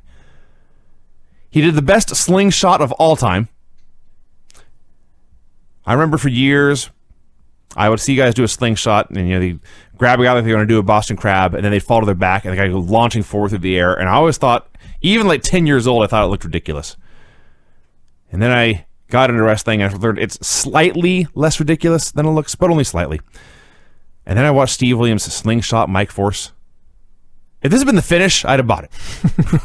He just launched this fell to his back at light speed, and Mike Force flipped forward onto his face and rolled out of the ring in agony. It was awesome. And finally, Doc hit a football tackle, because he's a football player, and then the Oklahoma Stampede for the win. God, he was so great here. A Hall of Fame caliber squash match. He was so great. But then they go to the promo. There is a turn. And there was so many great things about this promo. First off, it's Jim Crockett Promotions, but not to Dr. Death. To Dr. Death, it's Jim Crockett's promotion. Right.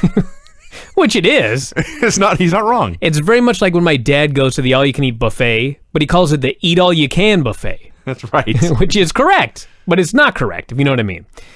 Says he's giving Big Bubba a rematch. He's cutting a promo on Eddie Gilbert. Says he'll defend the WWF title against anybody. And then he just kind of walks off. Here's what he says. His closing line. He says, "All you people wanting to jump my back, I've got a dream for you." And he starts walking. He starts walking away. And like the cameraman apparently didn't think that was a good cue to end, because the cameraman films him walking away under the bleachers. And then he's just gone. Yes. And they go back to Tony, and he goes, "We'll be right back." Let me repeat this. What in the hell was that?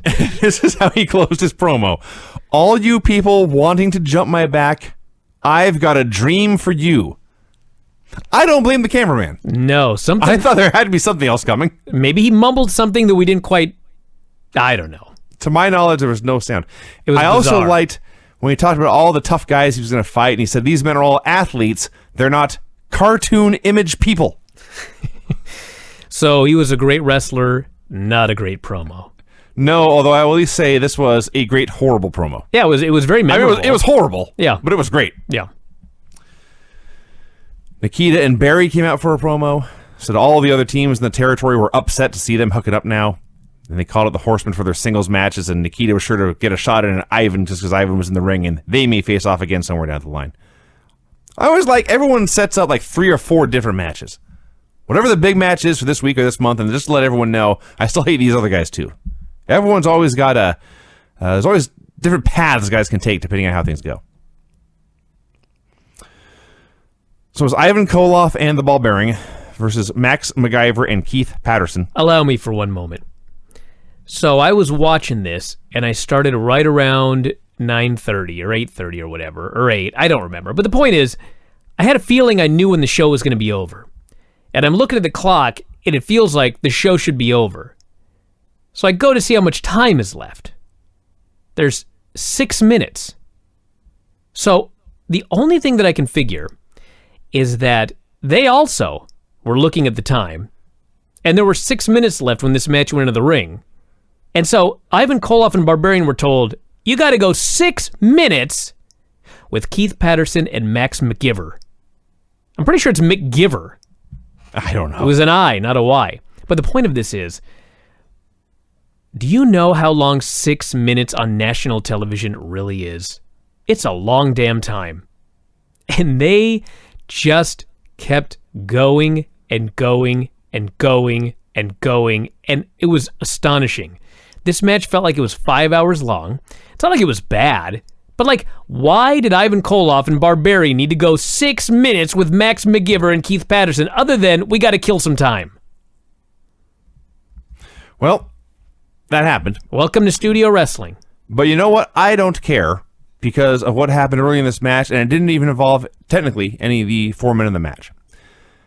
Keith Patterson gets thrown on the floor, and Paul Jones goes over to attack him. First of all, I'm just watching Paul Jones throw these stomps, and he's got the mariachi jacket on, and I don't know what you call that hat. It's not a cowboy hat, but it's that wide-brimmed hat he's got.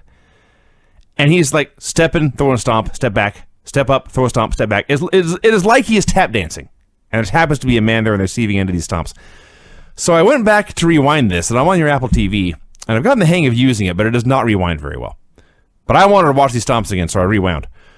And then I took a good close look at just what Paul Jones was wearing. Because usually, we just focus on the mariachi jacket, the hat, he's got like an ascot, and his mustache. And if you see any more, it's just like he's wearing like a shirt and slacks. Did you notice what was under the jacket? I did not. It is not a shirt and slacks. Paul Jones is wearing a spandex full-body catsuit with bell bottoms. Really? Yes. Paul Jones puts on the catsuit, puts on his shoes and socks under the bell bottoms, hides it all with the jacket and ascot, and then puts his hat on, and he goes out there and goes to work. I could not believe my eyes. Well, what you're missing here in this, I mean, you saw way more than I did, but what you're missing is when you're talking about the stomps that he was doing on this jobber here, he was kicking this guy right in the head with the pointed toe of his cowboy boots. Which, probably lead reinforced. It's ironic you don't Steel toe mention it boots, because yeah. I seem to remember that very early in your wrestling career, you were doing a match with Buddy Wayne, and you booted him right in the stomach with the toe of your boot. Do you remember this? I'm sorry, with who? Buddy. I'm not denying it, but I don't remember it. Yeah, you booted him in the stomach with the toe of your boot, and man, he unleashed on you, yelling at you about hitting him with the flat of the boot and not the toe. He went on and on and on and on. So Paul Jones did this poor guy right here with the pointed toe of a cowboy boot. Terrible. So Keith Patterson, we need to name the worst wrestler of all time of the week, and it's either Keith Patterson or that guy from the Rock and Roll Express match. And I think actually it's that Rock and Roll Express guy, whether that was Ed or Gary, whichever one. But Keith is pretty bad, especially at rope running. Barbarian was awesome. They do it at the spot where Ivan drops down on one knee, and Barbarian presses Patterson and then drops him across the knee, which is exactly what he did. He pressed him with ease, but then when it came to drop him, he protected Patterson so well. It was so awesome. The match went on for a while, and they won with the elevated Russian hammer. It was funny, as you mentioned, I don't know why this match had to go 6 minutes, but it left them with about 15 seconds to cut their promo afterwards. This is even better. I have no idea what they were talking about. I'll tell you. Paul Jones is yelling and screaming. He's wielding a chain. He's ranting about the ball bearing. I'm pretty sure that they kind of challenged the Four Horsemen. They said they wanted to be champions, and they were a tag team, and I think they challenged them. But anyway, the point of this is, they're just getting going, and Tony starts screaming that we're out of time. I'm like, why did you even bother? Like, why didn't you just end the show at the end of the match? As soon as he says they're out of time, it's in the middle of Ivan ranting. Paul Jones decides, well, if we're out of time, I'm going to start screaming at the top of my lungs so loud that hopefully when the next show starts, you'll still hear me. He's screaming about something. They're playing the music. They roll the credits. The show ends. It was an awesome finale. Paul Jones, baby. That's Paul Jones. Number one, Paul Jones. Number one, Paul Jones. One of my heroes here on these old shows. He's absolutely terrible, but he's great. Absolutely terrible, but great. One of the wonderful things about this business, when you can be absolutely terrible and also great. And that's the show. That was a fun show. That was a very, very fun show. Seriously, the episode is, what is it, August, whatever. Tell me. 8/8/87. 8/8/87. Go back, fast forward about 45 minutes in, and watch the stuff with Ric Flair and Ronnie Garvin. And Steve Williams. Like, Dave's going to come on the show tonight. I can tell you right now. He's going to come on the show, and he's going to talk about how awesome the third night of PWG was. And he's going to rave about it. There's no way it's better than Ronnie Garvin and Ric Flair's brawl on this show. I refuse to believe it, no matter what anybody says. So go back and check that out. It's unbelievable. And with that, we're out of here. And there will be gorilla shit all over the Omni. But it was. Yeah. It was terrible. Well, NWA World Championship Wrestling. We had a clip of Ric Flair trying to interrupt a match between the Midnight Express and the Garvin brothers, as Jim Cornette frantically begged him not to interfere because he wanted to win the match. and didn't want to get disqualified unless absolutely necessary. Jimmy Garvin versus Cougar J. We talked about this before. On this show, especially when it's all squashes, you really need someone to come out and just start the show on a hot note, get things kicking. I guess that's Jimmy Garvin. Not today, it wasn't. Well, I mean, he did a good brainbuster. Until then, he said, What in the world are you going to do with Cougar J? I'm going to go out here and trade hammerlocks for 5 minutes. What can you do with this guy? He can't do anything. Brainbuster him in one. Well, they need to put in some time. It's a 2-hour show. So, Jimmy did win with the Brainbuster, which looked awesome for many reasons. But one of them is, Cougar J is the guy who, when he takes suplexes, his one arm's over the other guy's head, and his other arm, instead of, you're supposed to put your hand on his thigh or hip and post yourself up, Cougar J takes them and his arm is sticking straight up into the air, which usually is terrible for a suplex. But you're taking a brainbuster like that, and then you get dropped, that means you actually are falling head first to the mat. Like, just nose first. So his arm is pointing towards his foot. Yes. Which makes it straight up in the air. Yeah. Yes. It's like you actually took a person that was just standing on the street and you turned them upside down. And dropped them on their head. Yeah. Is the idea. So, yes, it was a great brainbuster. And then Jimmy cut a promo. He promised Ronnie was going to beat Flair. Dusty Rhodes is going to beat Lex Luger. And he was going to team with Barry Windham to chase the Midnight Express and the U.S. tag titles. A very happy, positive fella. Kendall Windham versus Gladiator number 1. Oh my God, you got so mad at Kendall Windham. Both of them, actually, but mostly Kendall. Gladiator was particularly fat and very purplish this evening. I couldn't tell because it was... Tell me more about your fat purple Gladiator. That's what he was. Yeah. He was very fat and purplish and kind of lumpy. Know what I mean? No, you're right on all of this. I couldn't tell if he was purple or blue. He looked like Barney, I felt. I could have been wrong about it. All I know is that Gladiator number 1 was horrible and clearly the superior wrestler in this match. I've never seen a human being who looked goofier or more ungainly or more awkward while running than Kendall Windham. Remember when Zach Gowen wrestled on his one leg and hopped the ropes? Yeah. More coordination and skill than Kendall Windham. So... It went forever. Went forever. That's an important part to this. Kendall hits a drop kick and makes a cover. He hooks the near leg, right? The leg closest to the ropes. Sure. Gladiator takes the far leg, sticks it under the near leg, and gets it on the ropes. Hey, clever. Almost impossible. Well, he fucking did it, so it's not almost impossible. This went forever and ever and ever. At no point was it any good. At times it was miserable. Kendall won with a bulldog, for which Gladiator took a flip bump. You know, when I saw it, you were so appalled by it, but I was like, that was kind of cool, I think. But I wasn't sure. And so I was waiting for the replay, and there wasn't one. So I guess that probably answers the question that it wasn't really all that cool. I thought this match was awful. Until I saw Kendall's promo and learned a new definition of what awful is all about. Well, I'm going to tell you something, but I want you to tell everybody about this promo before I tell you what I'm about to tell you. So I go first? Yes. That confused me. So Kendall's promo, he lisped throughout. He lost his train of thought. He mumbled. He had nothing to say. And he left. That was when I determined Kendall Windham is not just the worst wrestler of all time of the week. He is the worst wrestler of all time of the last several months.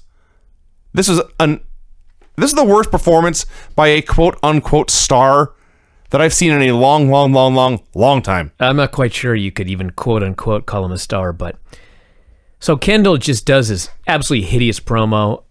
Just friendly old country boy, can barely string 2 words together. You made a comment afterwards you didn't make here on the air about this guy. Are you aware, Vinny, that a mere 3 years later, this is from Wikipedia, in 1990, Kendall Windham, and his father, Blackjack Mulligan, were arrested by the U.S. Secret Service in a joint investigation with the Florida Department of Law Enforcement for counterfeiting. They found close to $500,000 in phony $20 bills. There was a plea agreement. They both spent 2 years in federal prison. and were released in 1992. This guy was part of that. Yeah. That's mind-blowing. Well, that's now you know why he got caught. I watched this. I wasn't sure he could identify a $20 bill. Now I find out he's counterfeiting them. The things you learn. Which, by the way, on a totally unrelated but related note, we have not seen Vladimir Pietrov here for a while. Been a while. In He's fact, they have stopped mentioning his name. Yeah. Ivan's listing all the folks in Paul Jones's army, and Vladimir Pietrov's name has not been there. serious legal troubles he's Oh, was he? undergoing at the moment. Oh, dear. Yes. Yes. Some bad boys in this roster. You know, there were some hoodlums Hoodlums. here in NWA in 1987. So I was in a real foul mood at this point because of Kendall Windham. Luckily, it turned around. Thank the Lord above. Jimmy Valiant came out to chase my blues away. Jimmy comes out there, just I can't even say seduces. He forces himself on Tony He Schiavone. raped him. It was a crime what he did to Tony Schiavone.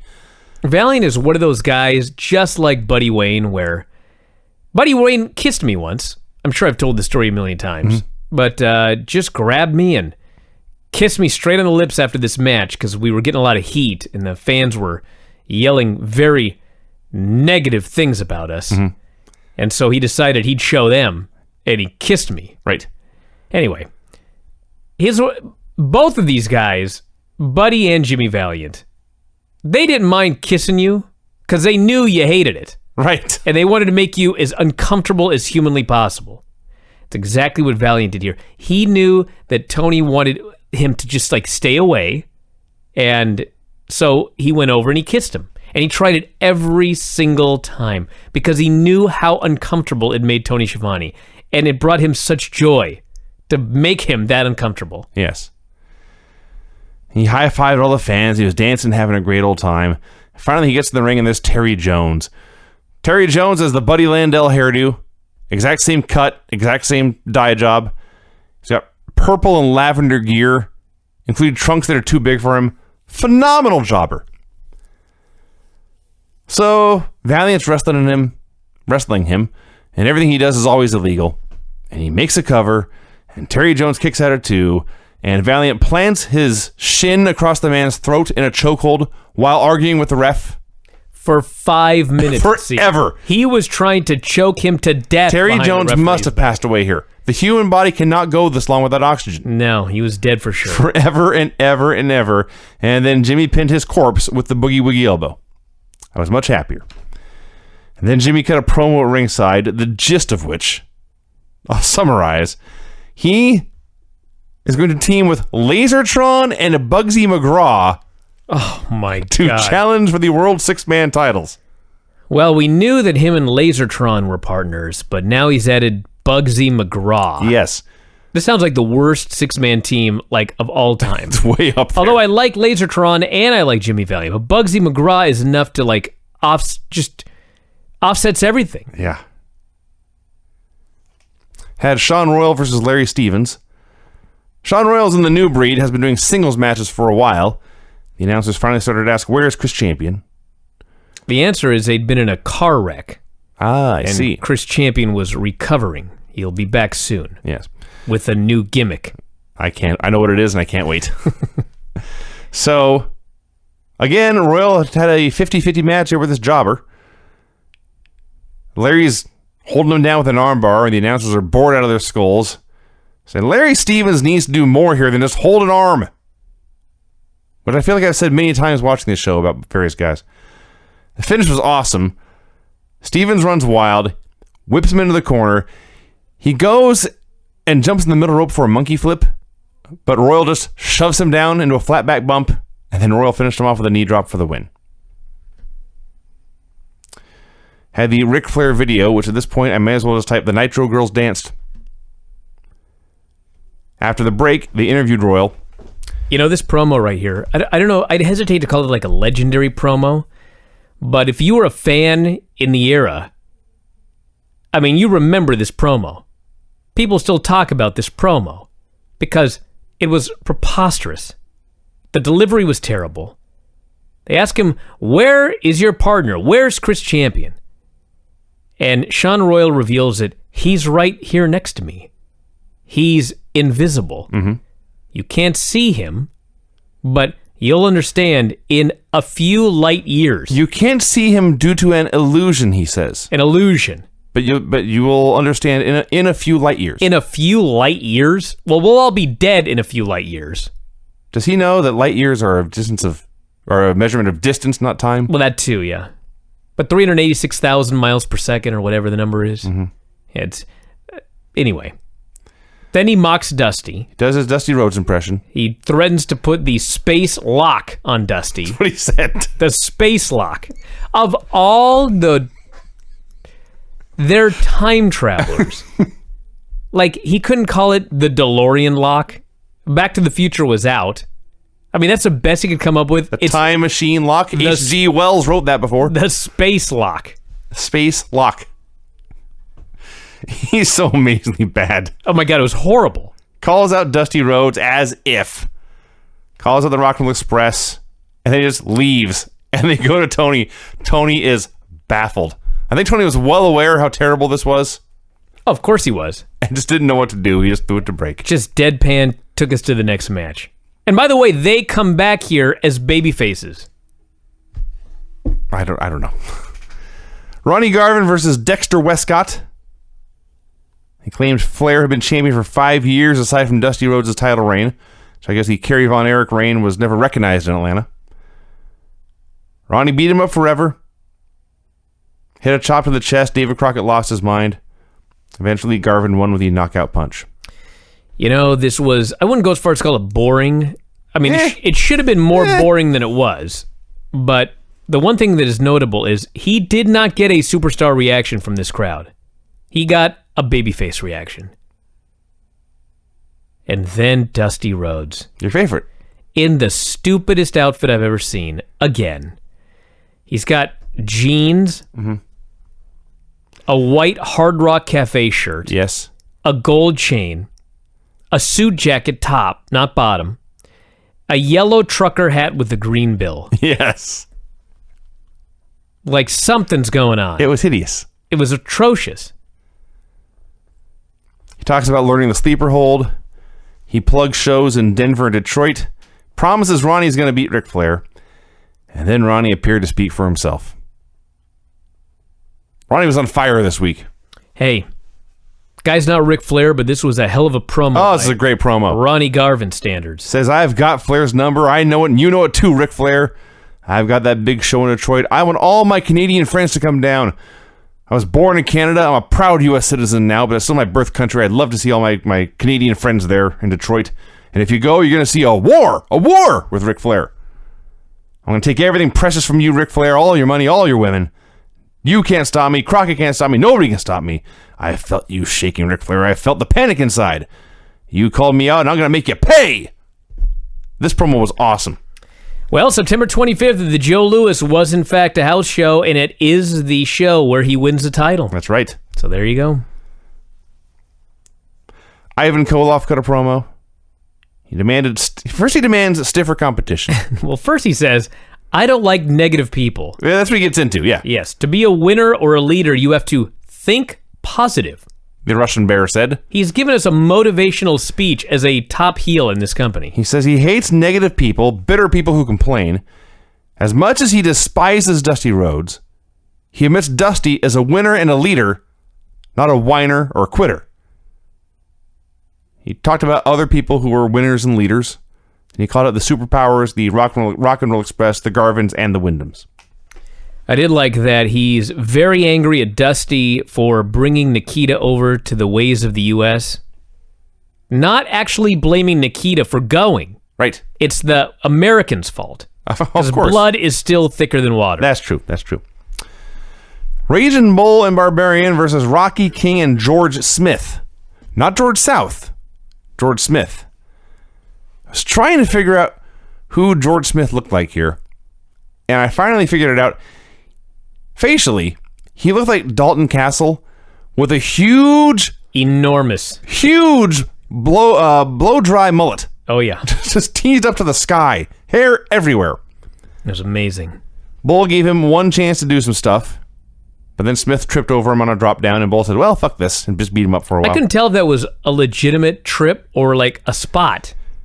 I thought about that too. I think it was the former.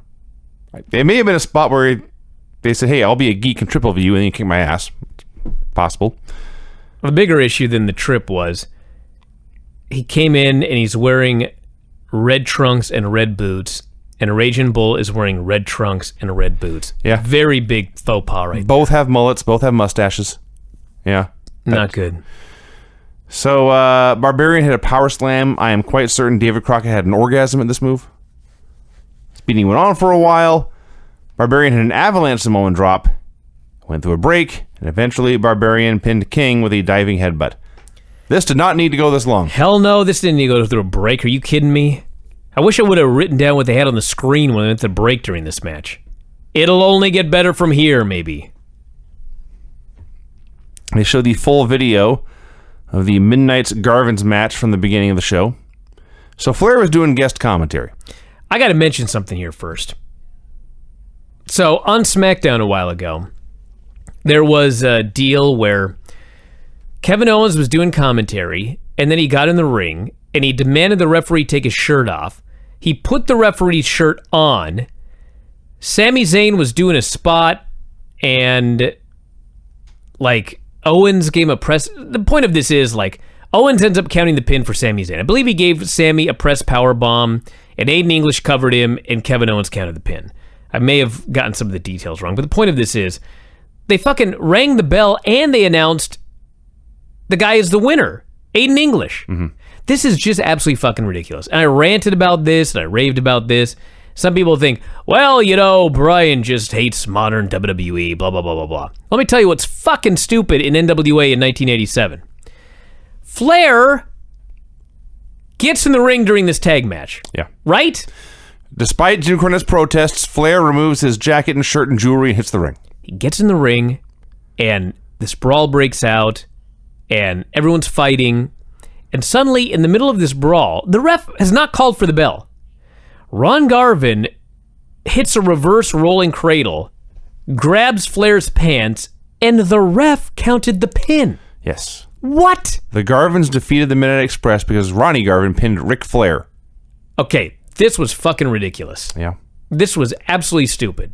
You cannot have a third guy enter the ring and it becomes a six-man and a guy in his street clothes gets pinned. That's ridiculous. Flair, after the pinfall, was confused as I was. The only good thing about this, and I do mean the only good thing, because Flair ran out to make it 3-on-2, Barry Windham ran down to make it 3-on-3, and this then, after the match, sets up a natural pairing of Jimmy and Barry as a team, since Ronnie is now was going to be world champion. So now Jimmy has something to do. That's the best I can offer. I can offer one decent thing, and that is that in this angle, Ronnie Garvin is a month away from winning the NWA World Heavyweight title from Ric Flair. Unlike in WWE today, he is not getting beaten and humiliated en route to winning that title. That's true. He is not being made to look like a loser so that it's a swerve to you, the viewer, when he wins. Right. They flat out are saying he's got Ric Flair's number. He's on fire. He's on fire. He's got his number. He's going to beat Ric Flair. And you know what? He goes on and does it. It's the way it should be done. Maybe Flair, not every time. It's okay to have a swerve every now and then. But especially a guy like Ronnie Garvin. You can't have a loser beat Ric Flair. And, I mean, that's an absolute, for sure, a disaster. I mean, it's still going to be a disaster, but at least you tried everything you could to get the guy over before he won the title, and it became a disaster. So Flair came out for a promo, immediately removed his shirt to show the scars in his chest from fighting Garvin. So he would not let anyone embarrass him like Garvin had done. So Garvin's not ready to be champion. Ronnie Garvin, he says, you're not ready for the suits. You're not ready for the jets. And this is almost a quote. You are not ready to make love to all the women who want to go to bed with the champion. Apparently this is part of the deal. As World Heavyweight Wrestling Champion, part of your duties is to go to bed with any woman who wants to sleep with the champ. Well, you know, gotta make those sacrifices when you're the champ. I guess so. He vowed to put Garvin out of the sport. He admitted he had lost touch with reality, and he's going to make Garvin pay. was one of Flair's better promos, which makes it one of the best promos ever. It's very good. T-Joe Khan versus Keith Steinborn.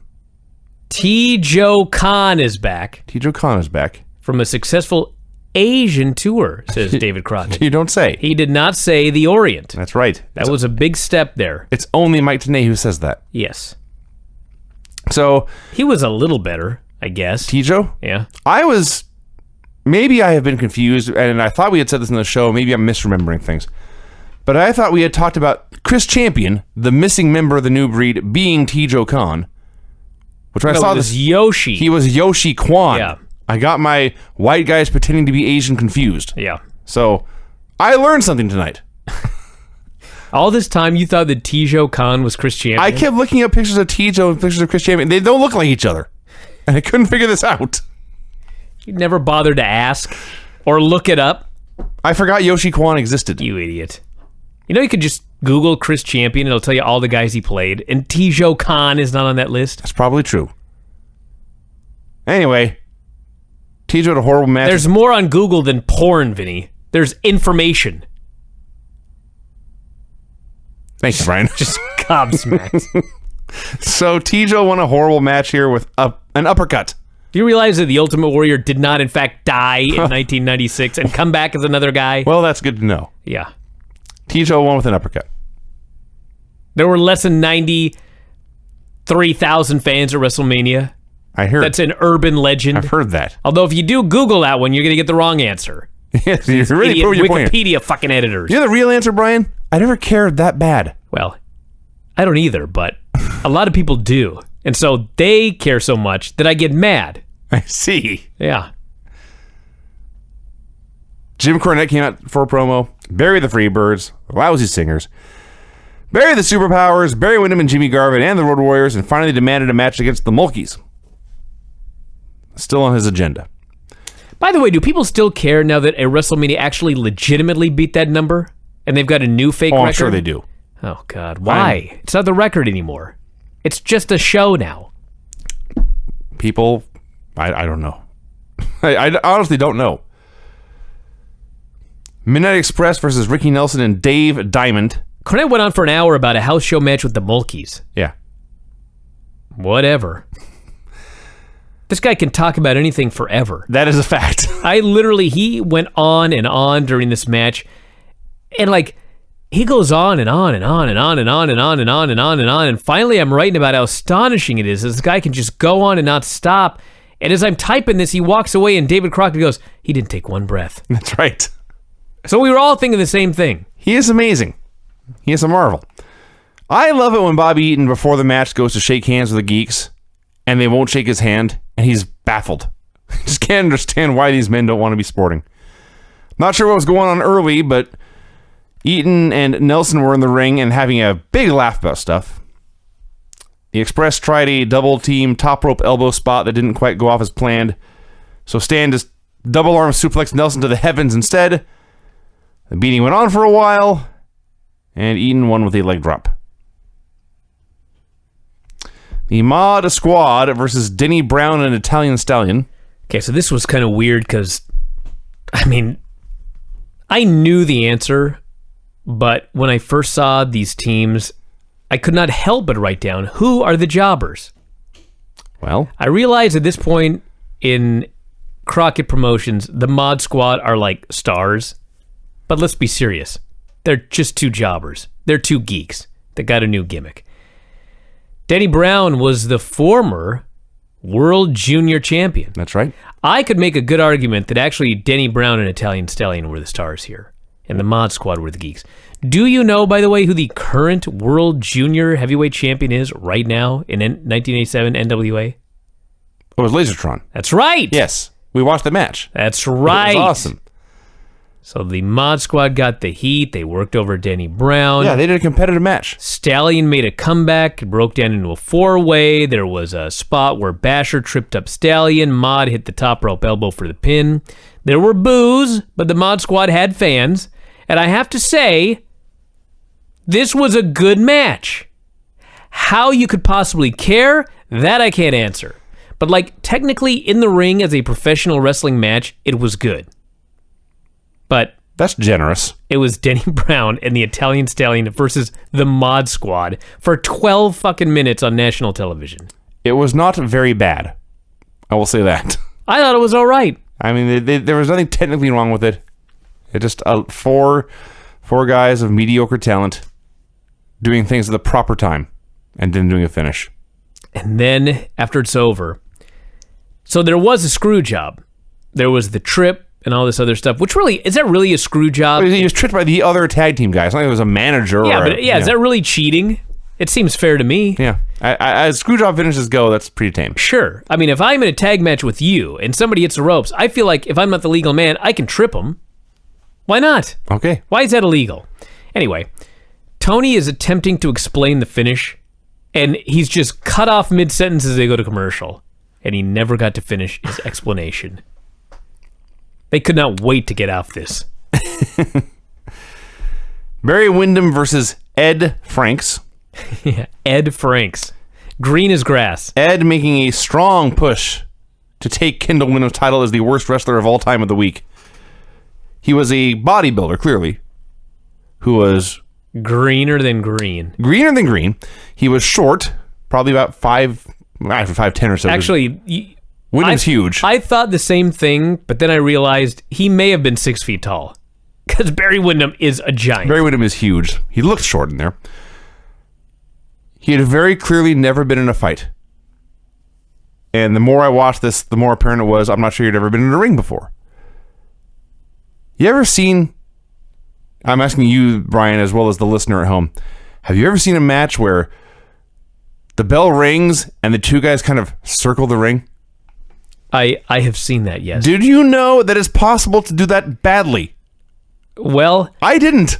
Well, I did only because the very first pro wrestler that I ever got in a ring with was a guy named Ole Olsen. He had an ad in the paper or something like that. I can't remember how I found him, but he charged like $100 per class. That's always a great sign. And I went and I paid my $100, and then like I never paid again. I was like, it was absolutely useless. But point of this is, one of the first things we did was how to circle in the ring. Okay. And he's explaining to me, you go this direction, don't go the other direction. End of lesson. And he goes, and don't go too fast, because if I go too fast, I get dizzy.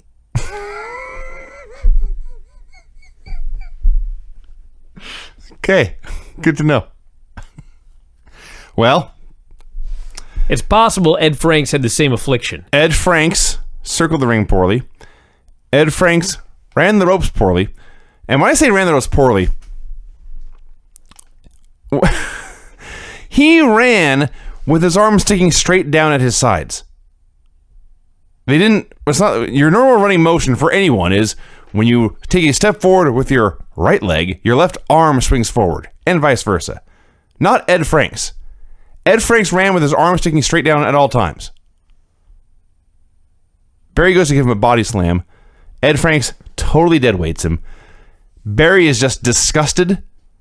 Just drops him from as high as he can on the slam. Just drops him like 5 feet down to the mat. Just stares at him for a while. This goes on for a bit, and eventually Barry wins with a lariat. Yeah, not much to talk about here.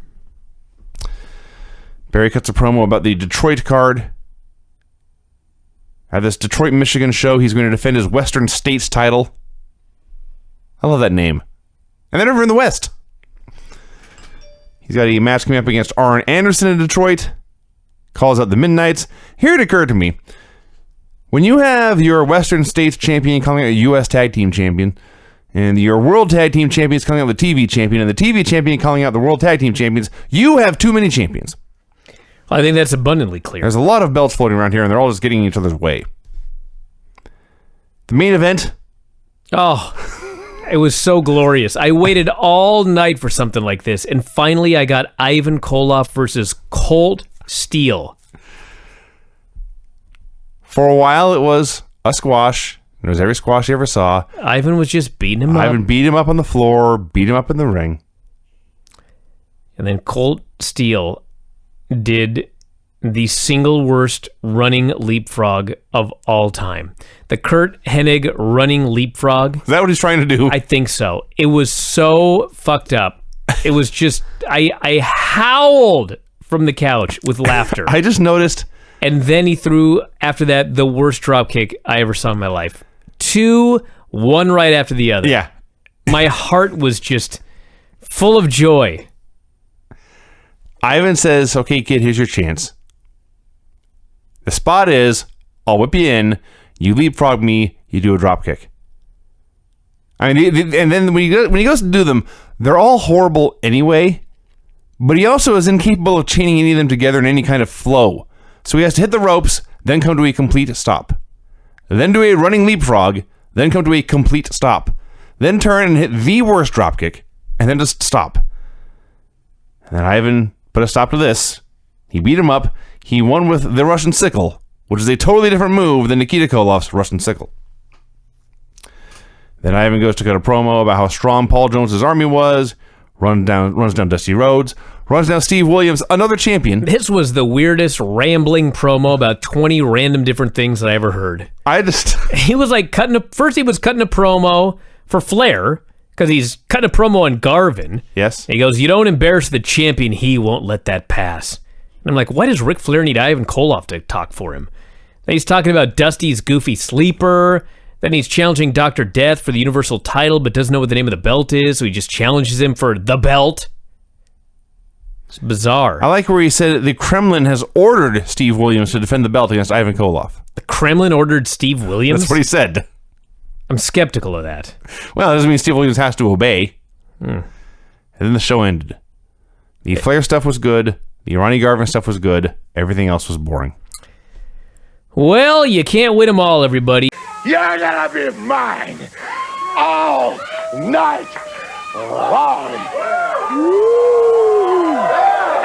Next show. A better show. With worse wrestlers. NWA World Championship Wrestling from August 22nd, 1987. Yeah, but what they got out of them. This is getting the most out of nothing. Yes. Let me tell you. When you say nothing. Oh, we'll get to it. So the show usually opens with like a little clip to tease, and then they play the full clip later. Well, this was a clip, but it was also a whole match because Dusty was in it. Dusty Rhodes is going to wrestle the Gladiator. The Gladiator jumps him at the bell, attacks the bad leg.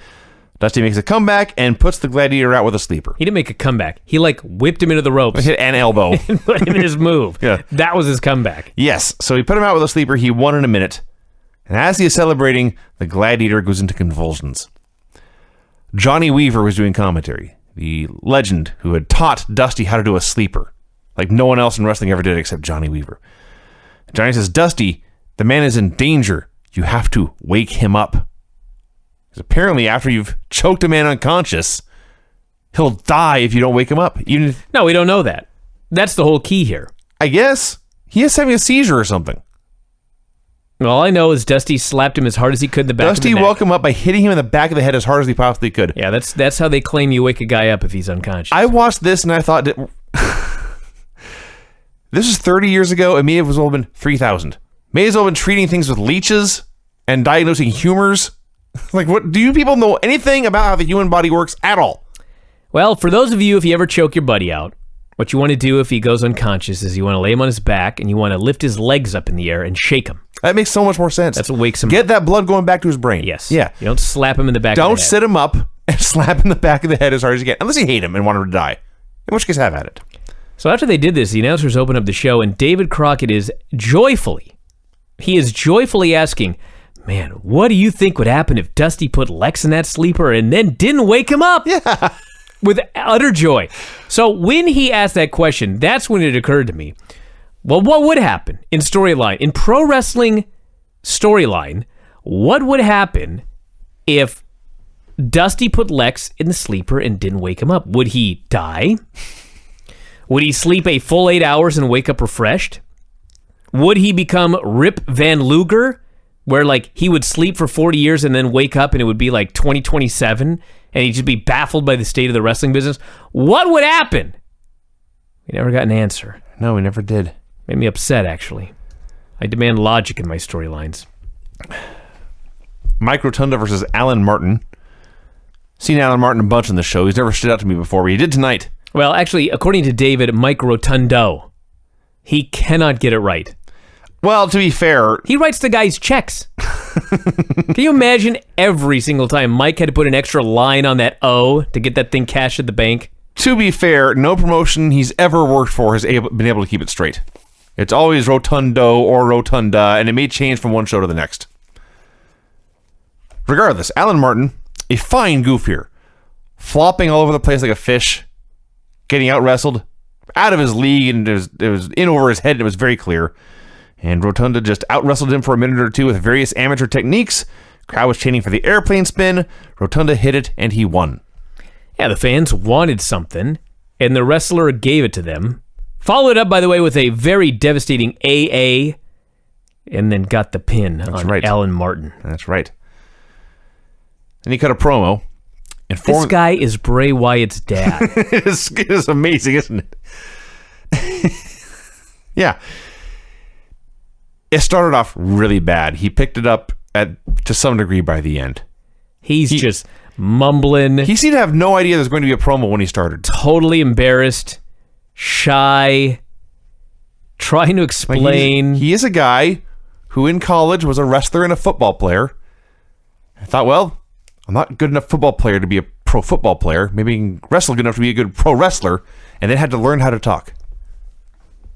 So he cut a promo. You know, people talk like every day.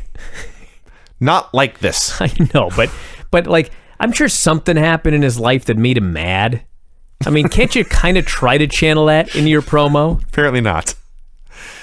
So Terry and Dory Funk had stolen his Florida Heavyweight Championship belt. He was still the champion, but they had the physical belt. He promised he was going to get it back where it belonged.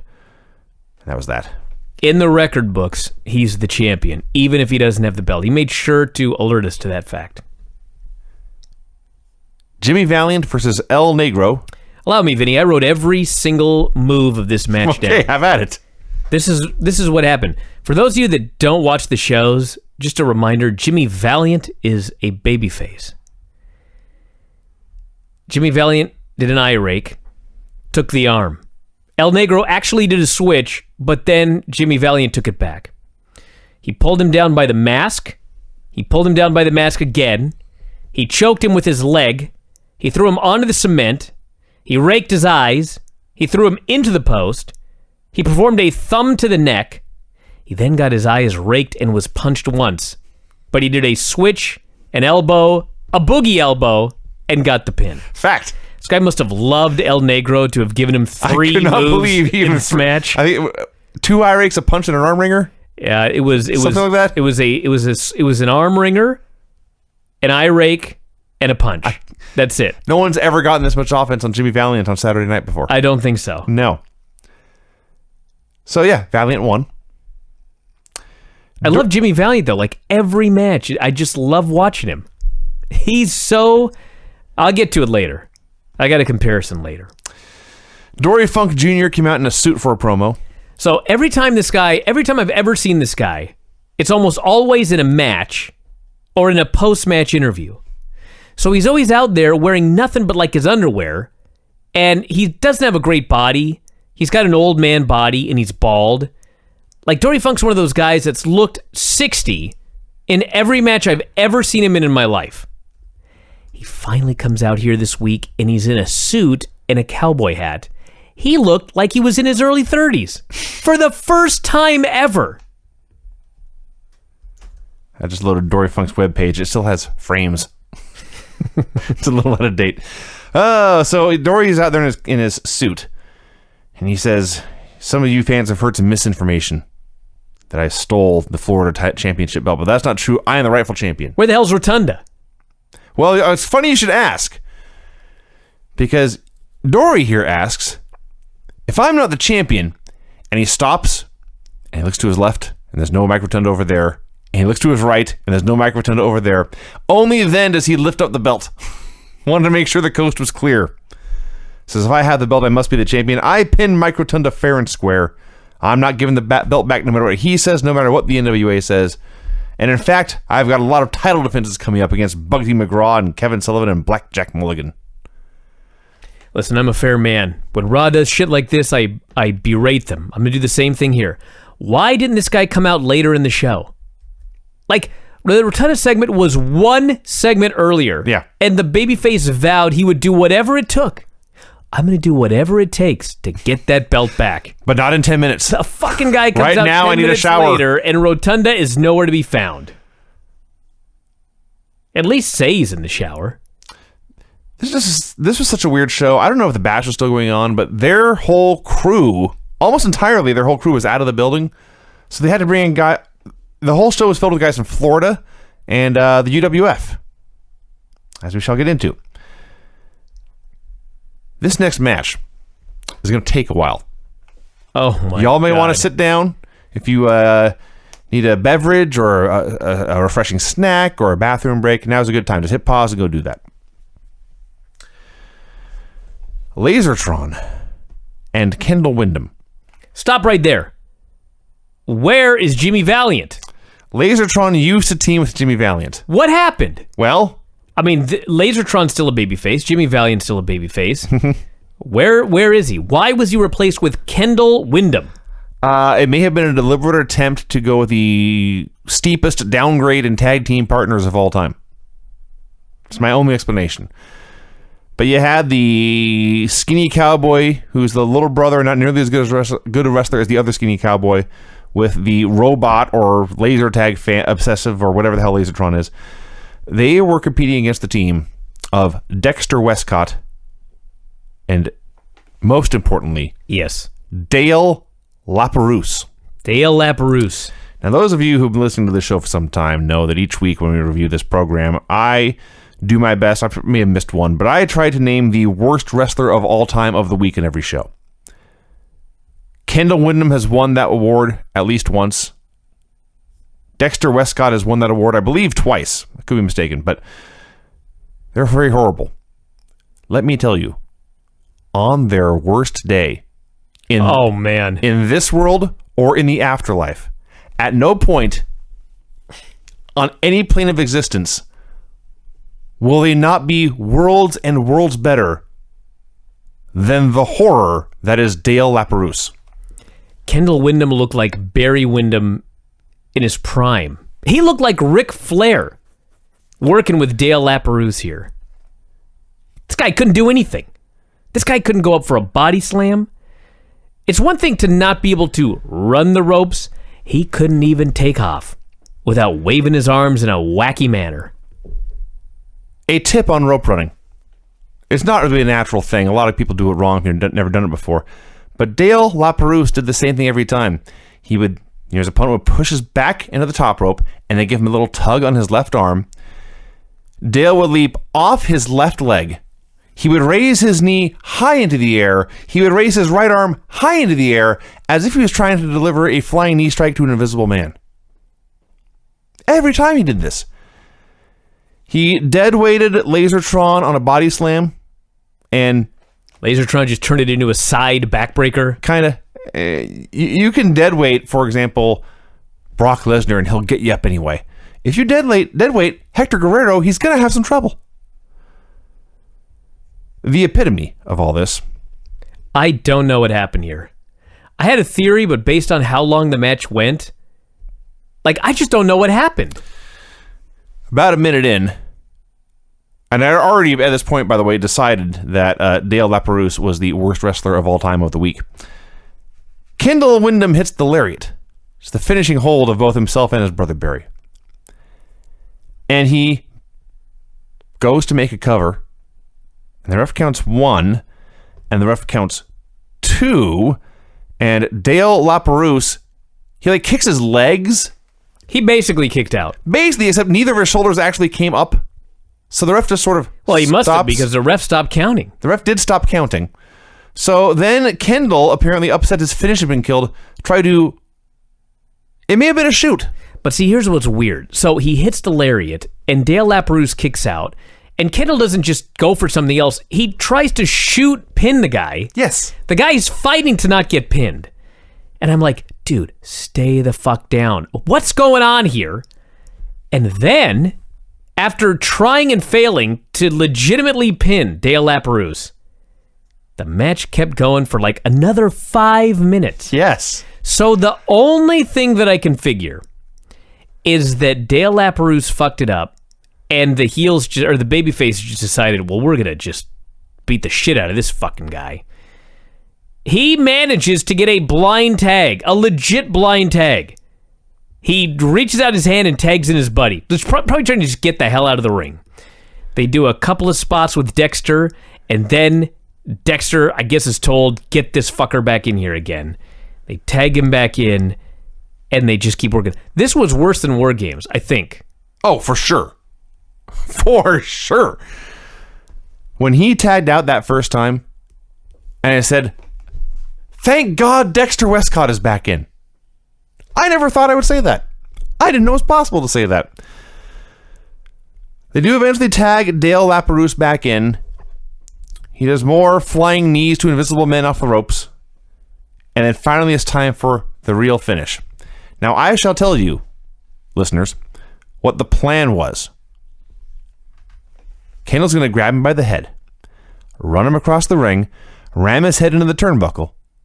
Then he's going to grab him in a headlock, hit a bulldog, and pin him. I mentioned earlier, rope running is not a natural thing, and if you've never done it before, you'll look silly. I suspect 95% of people within the sound of my voice right now, with zero training provided at all, if you have watched any amount of wrestling, you and your buddy could get in a ring and do the spot to a reasonable degree right now. Kendall Windham grabs Dale Laperouse, throws his head into the turnbuckle, and then time just freezes. And he tries to get one arm over Dale's head, and then the other, and Dale may have been legitimately trying to fight him off. I'm not sure. They danced there in the corner for what felt like an hour, and Kendall finally hits his bulldog and pins Dale Laperouse. Watch him on the show next week. How could they ever bring this guy back? One of the all-time great horrible matches. Seriously, Dale Laperouse is the worst wrestler of all time of the week. He may be the worst wrestler of all time of the week of all time. That is true. Yeah, in all seriousness, in any venue, at any level, Dale Laperouse may be the worst wrestler I have ever seen. I've seen indie shows. I feel like we've said this many times. No. You may be right here. I've seen indie shows with 12 people in the stands, and I was on the card, and all those people may have been better wrestlers than Dale Laperouse. This was inconceivably bad. This is very, very bad. But I enjoyed it. I mean, I laughed. I laughed a lot. I laughed You would think uproariously. it's one of those things where... You know how many times when we rewound that pinfall to try to figure out what the hell was going on there? It wasn't funny then, it was a You mystery. thought it was just a forearm. I was like, no, that was his finish. Well, and the okay, guy because kept Kendall trying to avoid being pinned. Because Kendall Windham also sucks, I cannot distinguish between his flying forearm and his lariat. But as This was you noted... definitely a lariat. As you noted, on review, it was definitely a lariat. But as you noted, Kendall Windham compared to Dale Laperouse is... I don't even know. He is Ric Flair on a good day. Lightning Express versus Cougar J and Tommy Angel. For a little bit here. I can see you just looking around. As you have noted, Brad Armstrong and Tim Horner are two of the most boring, at least at doing these kind of jobber matches, these squash matches. They get that headlock and they just lie there. Dude, I heard for years, oh, why didn't they do more with Brad Armstrong? He's so funny. And God bless him, he's passed on. But these guys went out there, and when they first came out, the crowd went nuts for him. They're cheering, they're going crazy, and they hit the ring, and it's all arm bars and headlocks. It was like a fucking 205 Live match. Just goes on and on and on. I seriously may have fell asleep. I don't know the finish. I don't care. They cut a good old white meat Southern Boys babyface promo afterwards. Well, sort of. This sucked. Sort of. Everything about this sucked. First of all, they're the UWF Tag Team Champions. They talk about how much they love the fan support and how much the fans follow them from here in Atlanta over to the UWF. So they start calling out their rivals over there, including Akbar, Not Skandor Akbar, just Akbar. Big Bubba. Oh, man, I thought he was talking about Admiral Akbar. Maybe he was. Thank God you cleared that up for me. I hadn't thought of that. He might have been. It's the first thing I thought. Big I didn't Bubba. really think that, but... He mentions the team of Eddie Gilbert and Terry Taylor. And Tim Horner says, Eddie Gilbert and Terry Taylor, you think you deserve a title shot? But you don't, and you're not going to get one. And he leaves. And I thought, what? That's your fighting champion? Jesus Christ. Terry Taylor versus the Italian Stallion. So apparently Terry Taylor had turned heel. Yes. And Italian Stallion's a good worker, so this actually was a pretty good match. Taylor gave him a lot, reversed the cradle, pulled the tights for the pin. They cut to a crowd shot to avoid the full moon. Yeah. It was enjoyable enough, and Terry cut a decent heel promo. It's another one of those guys that, granted, I haven't seen a lot of him. I mean, we're just now starting to watch all this stuff, and he went all over the place, but, you know, he went to WWF, and they gave him the Red Rooster gimmick, and people were, like, up in arms, can't believe it. And granted, it was a stupid gimmick they shouldn't have given the guy, but, I mean, there really was nothing here that made me think, my God, this guy would have been an all-time legend had he not become a rooster. He was solid. Only two things I can add to this are that Terry Taylor came out to a generic network version of Let the Music Play by Shannon, which I had to look up who did this, but it's a classic 1980s one-hit wonder. And then he cuts his promo at the end, and I'm like 90% sure, because he had this robe forever, and I'm pretty sure eventually it found its way into the hands of one Bobby Roode, because I believe Bobby Roode was wearing this in many episodes of Impact. Other than that, yes, this is a fine pro wrestling. I will say that when he said his tag team partner was Eddie Gilbert, and they wanted to beat the team of Lightning Express for the UWF World Tag Titles, I was all for it. Yes. Please. You and Eddie Gilbert would be a far superior team to Tim Horner and Brad Armstrong. He also ran down Chris Adams, as we shall get, which will come up shortly. Man. Ivan Koloff and Raging Bull versus George South and Rocky King. Bull looking out of shape. Was I the only one? Nah, he's never exactly been Rick Rude. No, but flabby, soft. These jobbers also got a lot of offense, especially monkey flips. Hey, these were two good jobbers, so they had a very, very professional squash match. Yeah. Which is not as exciting as an unprofessional squash match, which is way more fun. Do you remember when Buddy would always criticize us and many others for, if you're on offense and you've got a guy down and you pick him up and do a move, why would you do this? He's already down. Yeah, just cover the guy. Yeah. Bull here would pick guys up and throw them back down. And these announcers loved it. They said, you know. They said he was an offensive wrestler. When you outclass your opponent, you can just keep picking him up and throwing him down again. I guess so. Just to get some work in. I just thought offensive wrestler was 1980s code for getting his shit in. Ivan got the win with a Russian sickle. Kevin Sullivan came out for a promo. All right, so fill me in here. Like, he was a babyface, right? This was so bizarre. I don't think so, but I'm far from sure. Every single... Like, I only remember Kevin Sullivan as a heel. Mm-hmm. But this was the most flamboyant Kevin Sullivan I've ever seen. That's the only word I could think of to describe him. He was being very, very flamboyant. And he was like bearing the Horsemen. Well, now, granted, the fans love the Horsemen here in this building, but the way he was bearing all of them and being so flamboyant, I thought, is this guy a babyface? What is going on here? Well, first he began by talking about a bunch of shit going on in Florida. And it's funny that the Crockett brought in all these guys from different promotions and said, I'll give you a chance to plug your shows and your programs on my show.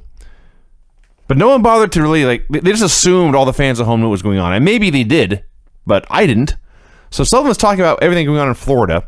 He mentions Dusty Rhodes. He mentions Blackjack Mulligan. He mentions the Sheep Herders. And by the end, in all seriousness, I have zero idea who he was teaming with and who he was feuding with. Maybe all of them.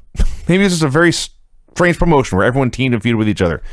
Then he begins to run down the Horsemen one by one. Makes fun of Arn for saying, I have bill collectors tougher than you. Says Lex Luger has 5-pound lips. And then he makes fun of Tully Blanchard because he's had 2 valets in less than a year. He can't keep a woman around. What goes around comes around, Kevin. And finally, he ran down Flair, demanded a world championship match in Florida. All right, so, I mean, he definitely ends up a heel. This is abundantly clear, but apparently, like, very, very soon, the Varsity Club will be forming. That is great news. With Rotunda and Rick Steiner. The Varsity Club ruled. And Mike Rotunda was a babyface here on the show. On this show, yes. I guess we'll see what happens, but this was just so bizarre. They exist for sure by the Clash of the Champions, which is in April. So we've got some time in the next 7-8 months. Yep. Actually, this is still August. So it could be 8 or 9 months. Chris Adams versus Colt Steele. What a great name, Colt Steele. Colt Steele has the name of a 1980s porn star and the mustache to match. Colt Cabana was trained by Ace Steele. Isn't that weird? How about that? Yeah, this was Colt Steele. I was watching Colt Steele, and I'm thinking, this guy's... I made fun of him, but he's got a good look. He's a big dude. He can move. He is Shawn Michaels compared to Dale LaPerouse. God.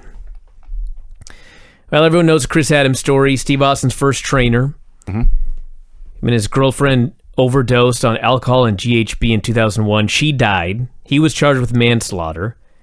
Then a few months later, him and his buddy were drunk and roughhousing, and his friend said he got out of control and shot him in the chest and killed him. Yeah. Another world-class curse. Yes, it is. And this is also from Mike Mooneyham that I did not know about. In 1986, Adams made headlines for an incident on this is a year before what we just watched. An incident on an American Airlines flight heading for Dallas. Adams was returning from a Caribbean wrestling tour when engine trouble delayed the plane in Puerto Rico. When the plane took off again, a drunken Adams became belligerent after a flight attendant asked him to sit down.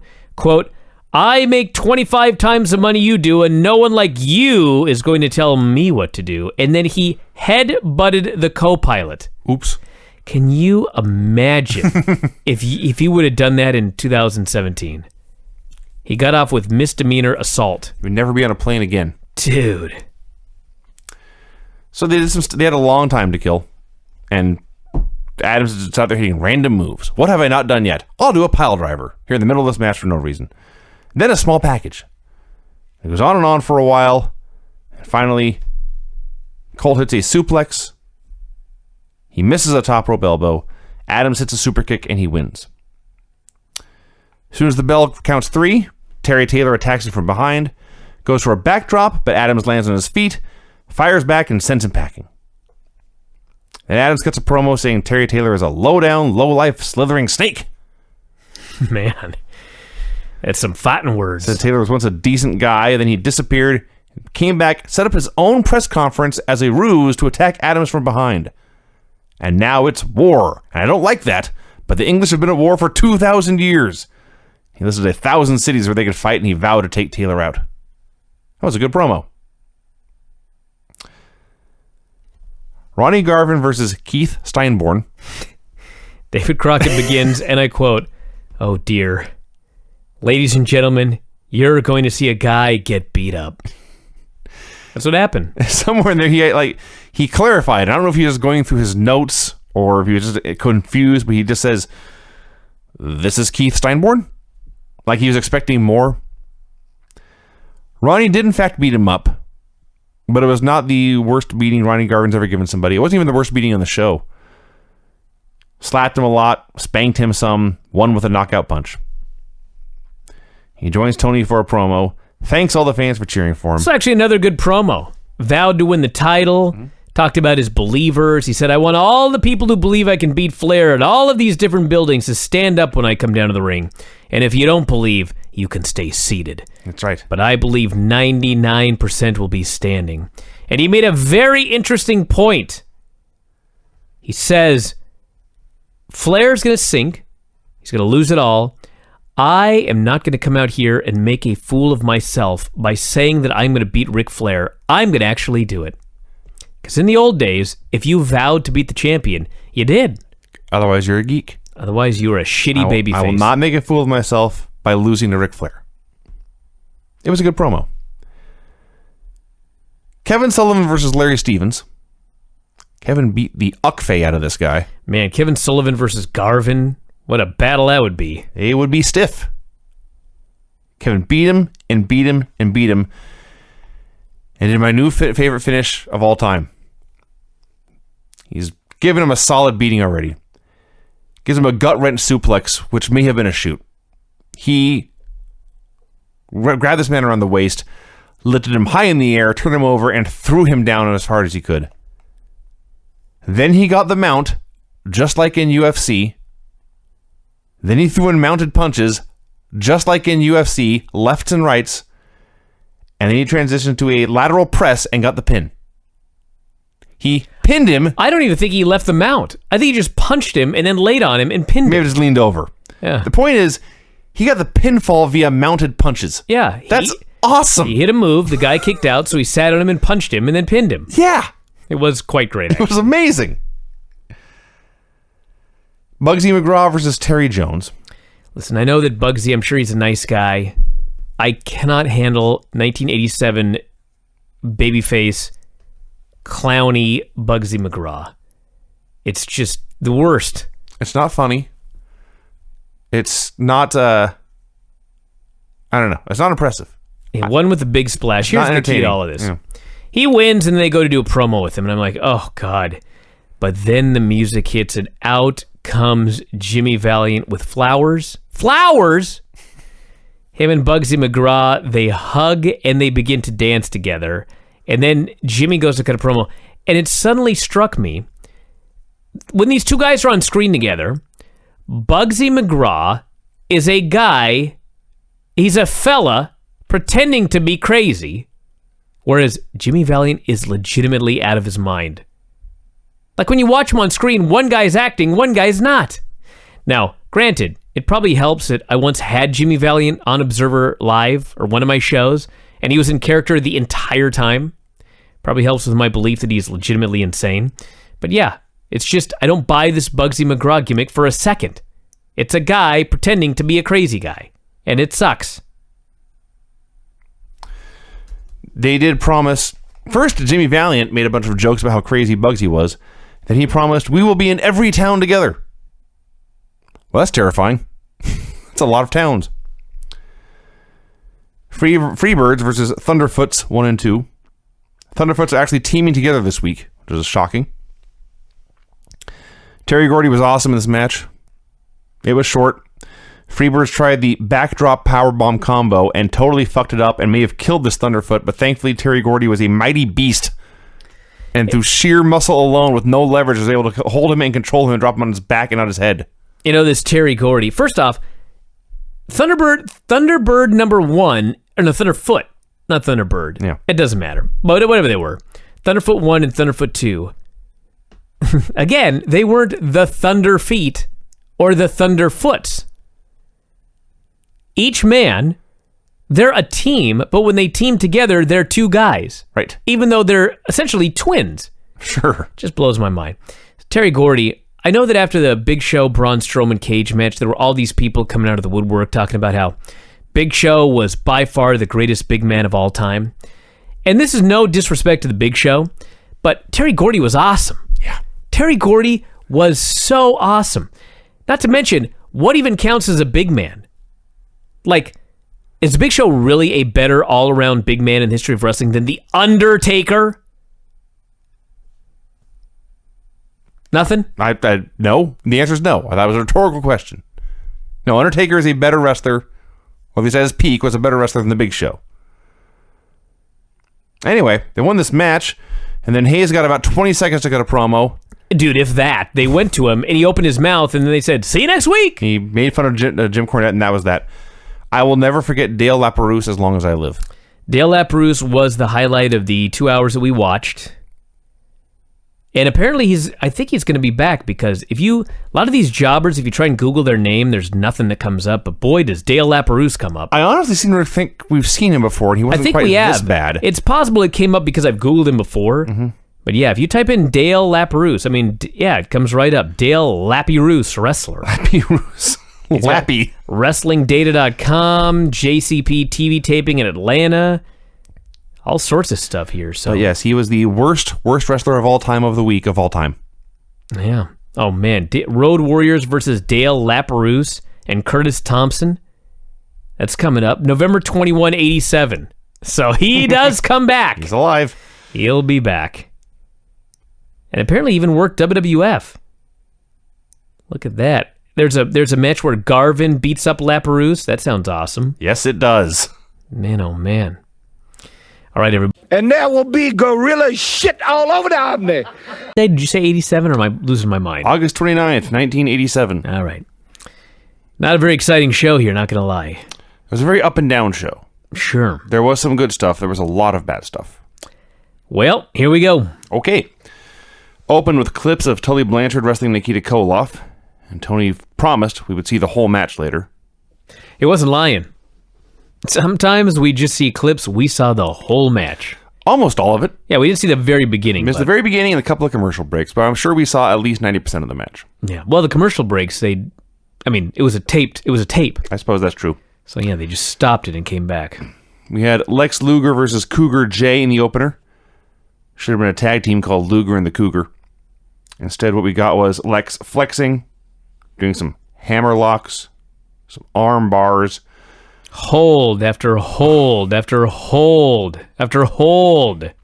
Of all the people to work a hold-based style, never thought I'd see the day where every week I tuned in to see Lex Luger doing holds. It was a holds match. At some point, I guess he just realized, what am I doing holds for? This sucks. Because boy, 86, 87, this guy did a lot of holds. Yeah. Cougar hit a couple of punches just so Lex could cut him off, hit the power slam, then he hit the torture rack for the win. Shivani then interviewed Luger and J.J. Dillon. It was very clear, by the way, about 5 minutes into this match, that this was a full 90-minute show. They had time to fill here today. This whole show was a devotion to time filling. Well, you had 90 minutes, and apparently a lot of guys weren't there, it looked like. Like the Rock and Rolls weren't there, the Horsemen weren't there. Like there were just a bunch of guys having matches for 90 minutes. So JJ and Lex cut a promo about Dusty Rhodes and his use of the Weaver lock.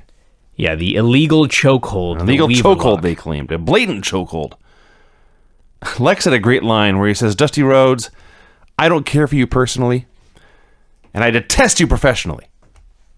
That just made me laugh. Like he likes him less to work with than he does to hang out with. There's a lot of people like that. I guess that's true. I thought it was a really good promo, actually. I'd say that's probably most people now that I think about it. He talks about how he grew up with all the finer things in life, while Dusty grew up like the common folk. Lex grew up with Tchaikovsky. Dusty grew up with Johnny Cash and Merle Haggard. Wait, who grew up with Tchaikovsky? Well, listening to. Who? Lex. Luger? Yes. Are you kidding me? What bullshit. Still. It's ridiculous. Hold a second. The whole storyline was Luger wanted to be a horseman. Mm-hmm. Luger could have grown up anyway. There was no upbringing required for Luger to join the Horsemen. You know what I mean? Mm-hmm. He could have grown up listening to rock. He could have grown up a big fan of Ricky Nelson or any of these other 50s and 60s heartthrobs. Didn't have to grow up listening to classical music to be a horseman. Do you have to fill out a resume? Yes, actually. What do you listen to? They're very Merle strict about Haggard? who they let in. Shred that one. Are you kidding me? You kidding? It's ridiculous. The Horsemen not let in anyone who listened to Johnny Cash and Merle Haggard. You don't think that Arn Anderson listened to Johnny Cash? That's all Arn Anderson Wasn't listens actually, to. when I think about it, didn't Ric Flair personally plug David Allen Coe? I'm sure he did. Yeah, you may be right. Yeah, this is preposterous. This was the worst promo of this guy's career. Well, I thought it was a very good delivery of the promo. Well, it's good delivery, of course, but it was ridiculous. He may have told a fib or two. Told the director not to wind him up. Went off on Dusty Rhodes. I believe he was wound up in the match, too, if I recall correctly. Probably. They told him to wrap it up. And he just kept going? And they told him to wrap it up here. Yeah. This Luger just needs to just finish this stuff off and get on with things. He vowed to remain U.S. champion, chokehold or no chokehold. Jimmy Garvin versus John Savage. Never seen this John Savage fella before. I'm looking at him. He had a physique. May have had the better physique in this match, in fact. He had gear. He had a wacky haircut, like where it looked like he shaved his sideburns and just kept going up. And I thought, hey, this guy has put some effort into his appearance to stand out. And then he went on offense. Let me tell you something about this first move that we're going to talk about here. I'm watching this match, and this guy throws the worst knee lift I've ever seen in my life. Unless... And I was like, we got to watch this again. And I rewound it, and the second time, I wasn't sure it was a knee lift I thought it might have been an uppercut. Let's think about this for a second. This guy did a move where I'm not sure if it was a knee strike or an uppercut. Yeah. Try to fathom that. It is How either. the fuck could you not be able to tell one from the other? Well, we can say for certain it was either the worst knee lift of all time or the worst elbow of all time. Uppercut. Either way. So now we got 3 moves it may have been. We don't know what this move was. We're certain it sucked. And it was great because, like, as soon as he threw this thing, Jimmy gave him one move, he hit that, and Jimmy said, okay, you're done. And he grabbed him, hit a brainbuster, and pinned him. Yeah, I could not believe he gave this guy offense. And he probably, Jimmy probably knew nothing about the guy. He was like, man, brother, hit me with something. The guy hit him with something. He was sure like, did. All right, you're done. That's it. Then it was time for Jimmy to cut a promo. Now, Jimmy right now doesn't have a lot going on. They've mentioned before he's been teaming with Barry Windham to challenge the Midnight Express, I think. But at this point in time, he's low on the... Well, his brother. Well, there you go. Yeah. So what he did instead was, first he just called out the Horsemen, all of them, for what Lex had said. He said, the fans are great, country music's great, Aretha Franklin's great. Not that the Horsemen had said anything about Aretha Franklin, but he said Dusty Rhodes would never use a chokehold. The NWA would never stand for Dusty Rhodes using a chokehold. Lex is just making excuses. He's been hanging out with Ric Flair. That's how he learned to make excuses. And speaking of Ric Flair, and then he transitioned to talking about how his brother's Ronnie's got Flair's number. So they've been training in camp all week. He's never seen Ronnie training so hard and so dedicated. Every day he's running 6 miles for cardio. And the other day they did their 6-mile run. And Jimmy turned around and said, great job, Ronnie. And all he saw was dust because Ronnie was off to run 6 more miles. Fans cheered this dedication.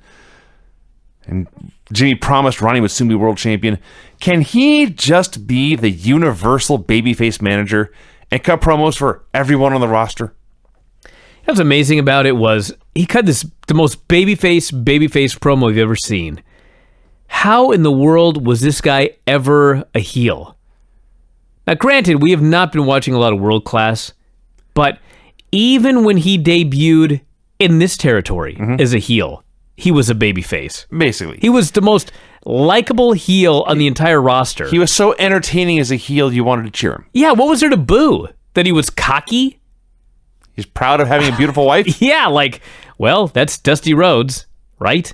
And that guy's way more cocky than Jimmy Garvin was. Well, yeah. I just can't believe this guy could pull off being a heel at all. He was so likable. He is the best. It was time for Tully versus Nikita for the TV title. It was joined in progress, but still very early. And I believe it went through 3 commercial breaks, if I count right.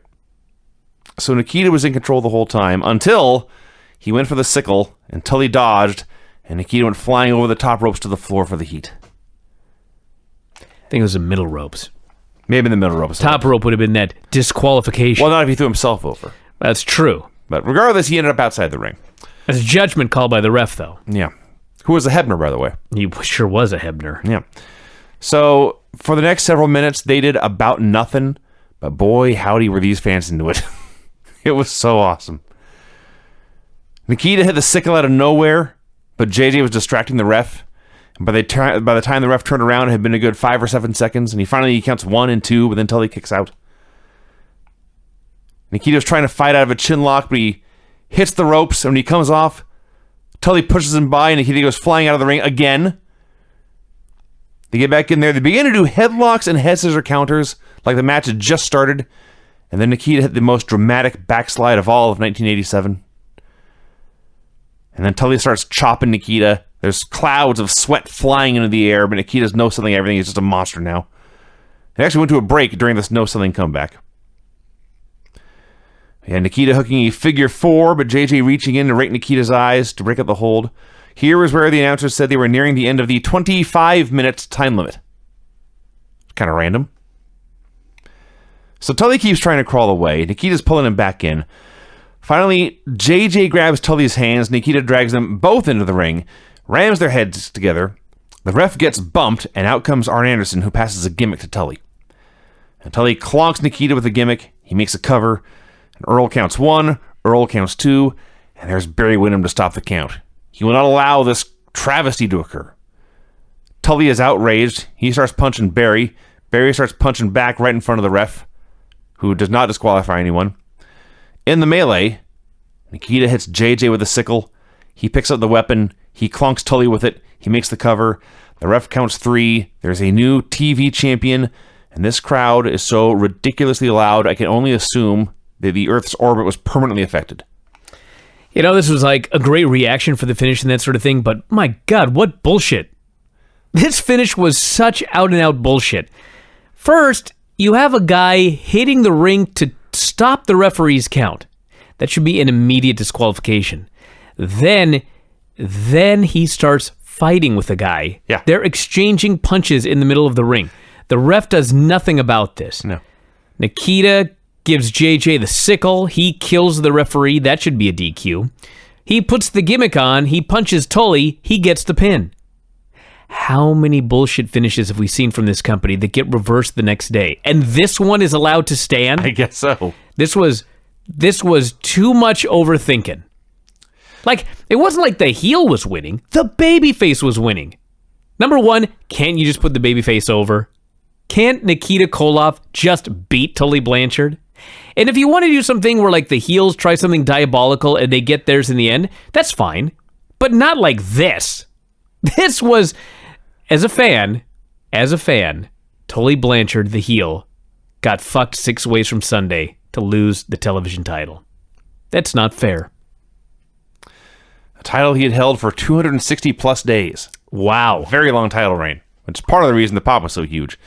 Then, because Nikita's not a dick and he has friends, the entire babyface locker room comes out to congratulate him. From the very top guy, Ronnie Garvin, to the Kendall Windhams and Lasertrons of the world. Let's not denigrate Lasertron. This guy was a champion. That's true, he was. Yeah. Kendall Windham's the bottom. Kendall Windham is very near the bottom. Although I have a new respect for him after that match with Dale Torborg. Well, that's Kendall Windham of the future. That is true. So they cut from this right to Dusty Rhodes in the studio. That was so ironic. It's like we go from such a bullshit finish to Dusty Rhodes, who has to make everything about himself. Oh my God. You know, I gotta say something here, because somebody on the board mentioned this. Because I've been ranting about Dusty Rhodes and how he's the most just cocky. I mean, what kind of babyface? Here's the thing. Someone goes, Bryan, all you do is cry about how nowadays all of the wrestlers have to pretend like they're poor. And if they get fired, they'll be unemployed and they'll be in poverty. Finally, we have a guy who lets the world know that he's actually a rich pro wrestler and you're mad about it. Well, what's going on over there? Just keep going. If you could see what Vinny was doing right now as he's trying to tell me to just keep going. I'm just plugging in my computer. Looks like he's putting together some sort of... I looked over and saw my laptop was probably not going to make it, and Bryan seemed to be on Bomb. a roll. I thought perhaps he's on a roll. He'll just let me... No, I got distracted, just like the referee. Anyway, this person was ranting. They didn't understand why I denigrate Dusty for telling us that he has money, when I'm mad normally at wrestlers who pretend like they're poor. This guy doesn't watch this show, clearly. This fucking Dusty Rhodes, every single fucking week, he comes out here on television and he has to tell us how much money he has and how he's rich and how he's famous and how he's the best. It's not just like, we know the guy's rich. There's a difference between pretending to be a famous wrestler who like makes a lot of money doing it and going out there and flaunting your wealth every week. Yes. Like the Horsemen come out here and flaunt their wealth. They're not as annoying as Dusty. And they're the heels. A fine line between confidence and arrogance. It's not even arrogance. It's like insecurity. That's what this is. Well, that too, actually, yeah. Like, but he's left all of these lines way behind him in the past. I got it, buddy. You got a lot of money. You make more than everybody else. You have lived the American dream, okay? Can we stop fucking talking about it? And then he buries Luger for it. Luger, you are not financially secure. You are not the heartbeat of America like I am. I can do whatever I want, he says. I'm a legend. I'm the heartbeat of America. He's screaming because there are all these Horseman fans in the front row that are screaming at him and holding up the four fingers, and he's trying to shout over them because he's insecure that they don't like him. I'm like, oh my God, this is embarrassing. Was it not embarrassing? It was just Dusty. Dusty being Dusty. Speaking of Kendall I Windham, was embarrassed. You know who should be embarrassed? Most of the people in this next match. Oh, well, the fat mod squatter. Maybe it's just the one guy. I mean, Kendall was okay. Kendall Windham and Italian Stallion versus the Mod Squad. Yes. Someone put this match on paper. First of all, it should have been clear to everyone on paper, Italian Stallion is far and away the best guy in this match. Yes. By far. And if it wasn't clear on paper, it sure was clear when they started to wrestle. Are you aware, by the way, that the Italian Stallion hails from Italy? That's what they said. Yeah, Tony alerted me to that. Breaking news. Young man at Italy, the Italian Stallion. It's like, huh. Remember, there was a line on Nitro when Tenay was explaining some history lesson, and Sabisco just says, how do you know that? Like, he was annoyed Tenay had done his homework and research. That's right. Here, we learn that the Italian Stallion is from Italy. My other favorite, and I love Tony Schiavone, but there were some funny lines this evening. The Italian Stallion, who hails from Italy, tried an O'Connor roll on Spike. Yes. Spike is so fat and he's so round So inflexible. that he could not stay in the cradle and he just rolled over like Humpty Dumpty. All you have to do is roll to your back. He couldn't. That's it. He's round. And so he rolled to his back and he just kept rolling. They tip over and fall down and Tony said, "Great escape." See, you saw it differently than I did. I saw Stallion go for this O'Connor roll, and all the mod squad, I think it was Spike. It was definitely Spike. All Spike had to do was drop to his ass, roll to his shoulders, and Stallion would cradle his legs up and hold him there. But it's like it was not even that he was fat, it was like he couldn't bend his neck at all. So his neck pressed up, it kicked out, and they just fell down. The great irony is there is nothing sharp about Spike. That's true. Well, He's totally round everywhere. flat top. It's not sharp. The edges. I guess kind of. That's the best I can That's do. the closest. He is a very round, rotund man. So they're doing this match, and It's going on forever. the Stallion gets thrown outside, and they cut him off, and then Schiavone says, I've just been told 5 minutes have elapsed in this match, and that means there's 5 minutes left. 10-minute time limit on TV. And this should have been a clear sign. Oh, it was. Oh, man. The moment he said we're 5 minutes in, there's a 10-minute time Why did we limit. not just go for a walk? I was like, no, please. Go down and talk really? to your This wife or is your something? draw? Not Mike Jackson at the end of the show. This is your draw? Now, it turns out the Mod Squad, between the two of them, don't have enough offense to fill 5 minutes of TV time. That's all they had to do. 5 minutes, split two ways, with times like double teams and stuff. But no. So they just chinlocked the fuck out of this guy. They squeezed him and squeezed him and squeezed him and squeezed him. No actual motion. So I guess it wasn't even actually 5 minutes. It was about 4 minutes and 40 seconds. Because finally Kendall Windham gets the hot tag. He runs wild for 20 seconds before the bell rings. The only notable thing about this comeback is the skinniest wrestler of the 1980s did the diving shoulder tackle, like the Road Warriors. This looked like an actual spear. Like a trident thrown by Poseidon, King of the Sea. That guy should have been Spike. I guess so. He's all corners. He is all corners, all sharp edges, Sharp jagged angles. everywhere. So the bell rings. Okay, it's a time limit draw. Oh, At this point, the Mod Squad beats the hell out of both babyfaces. They hit their finish, the top rope elbow on Stallion, and they leave him laying. yeah, you want to know why? I'll tell you why. Okay. Because this 10-minute draw on television was designed to set up a match to take around the loop. So you can buy your ticket to see this hot feud continue throughout the live event circuit. Well, there's a million things I can say to this. I'm just telling I'm you. going to hold my thoughts for now and get into this next segment because they carry over.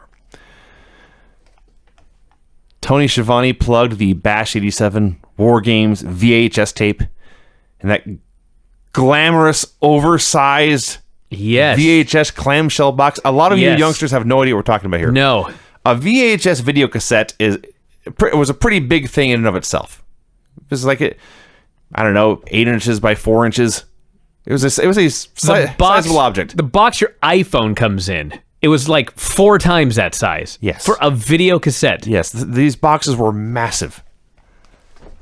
So he's holding up this VHS box the size of a hallway mirror or a fine art portrait. This massive thing. And, you can buy it and watch both War Games matches and all the other highlights of the bash. In fact, if you have an iPad, the box that your iPad came in is about the size of this old VHS tape. One of the bigger ones. Yeah. One of the bigger ones, yeah. So he finishes up, and who should show up? Oh, please, Vinny, please. You missed the most important thing. Tony says, War Games, 1987. The most incredible match in the history of professional wrestling. That's right. That's what he promised. The The. in 100 years, this was the most incredible match in the history of professional wrestling. It's incredible. Not even arguably. No. Just factually. It is. The Yes. most incredible match. And then he has to explain that Starrcade's coming. Starrcade 87. And they've promised that somehow it's going to be even bigger. That's right. And I'm like, well, that's impossible.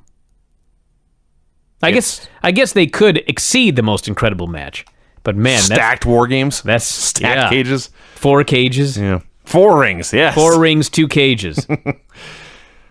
Now then. WCW tried once. It's some ridiculous It was also the most incredible match in the The- history of pro wrestling. In a completely different way. The Alliance to End Hulkamania? The Yes. hell was that called? The Triple the Tower Doomsday of Doom. Cage. Doomsday Cage match. Yeah. That was not as good as War Games. Maybe any War Games. So, as I was saying, once Tony is done with his shill, who should come out to speak their mind but the Mod Squad? Now, you will recall, just prior to this, they had a boring-ass draw with Kendall Windham and the Italian Stallion. So they come out here to plug what they've got on their mind. What challenge are they going to throw down? And they did not challenge Kendall Windham. They did not challenge the Italian Stallion. No. First, they said, we are tired of being overlooked, so every time we wrestle, we're going to hurt somebody. Okay, fine, that's great. And then they call out the Rock and Roll Express, and they demand World Tag Team Championship opportunities. You fat fucks couldn't beat Kendall Windham and the Italian Stallion. And you're calling out the Rock and Roll Express. Yes. I was baffled. Like, even as a 12-year-old boy in 1987, I'd like to think I would have been just confused and bewildered by this. Took some gumption, I'll say that. We then had Jimmy Valiant versus Tim Hardy. My favorite part of the week. So what I got here today, I think I've got Jimmy Valiant's WWE Network theme here. All right. But I'm not sure. I haven't played it yet. So let's find out if this is it. Okay. Always good to learn on the air. Yeah. All right, this is it. I'm going to play this in the background here while I recap every move in this match. Are you ready? All set. All right. Eye rake. Toss the dude outside by his hair. Run the guy headfirst into the post. Illegal closed fist to the face. Thumb to the throat. Throw the guy into the buckles by the hair. Back rake. Our absolute first fucking legal move of the match. A club to the back. A back rake. Throw him into the buckle by the hair. Thumb to the neck. Arm wringer. Pull him down by the hair. Yell at Tony that they're in love as Tony refuses to sell it. Kick to the gut. Throw the guy into the buckle by the hair. Snapmare and neck hold. Elbow. Boogie elbow. 1, 2, 3.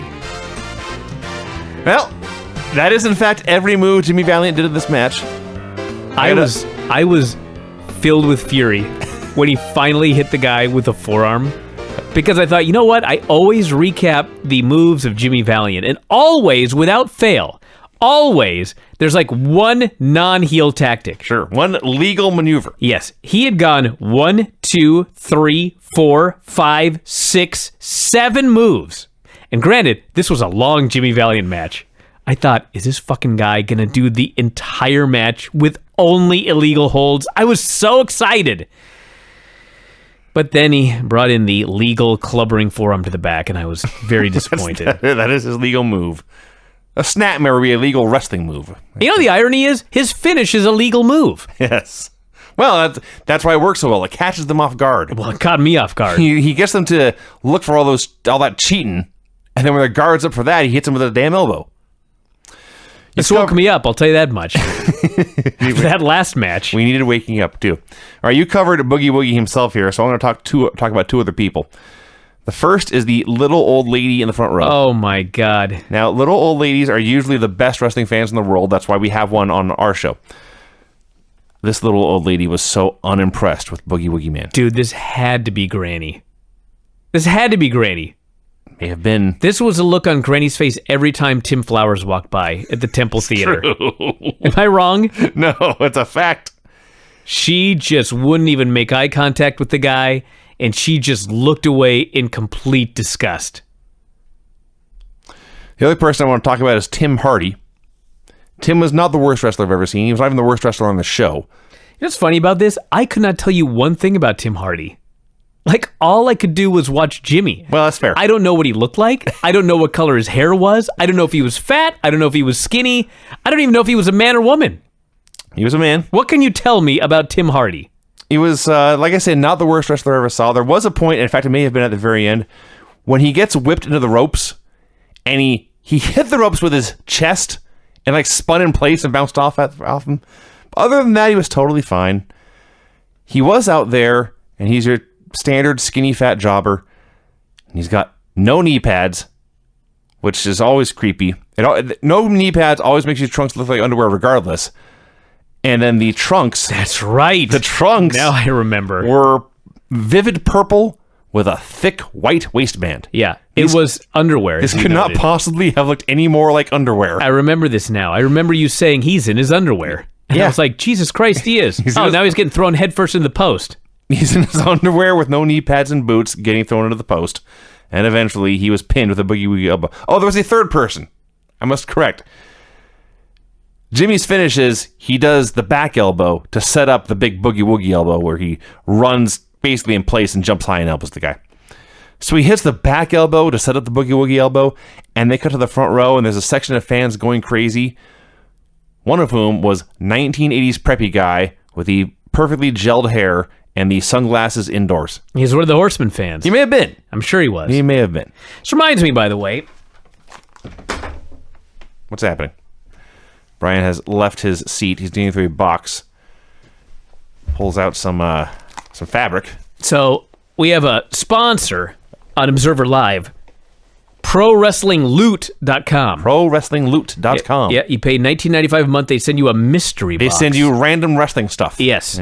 And so the one I opened on air, which was clearly designed for me, there's an autographed picture of Carlito in there. Okay.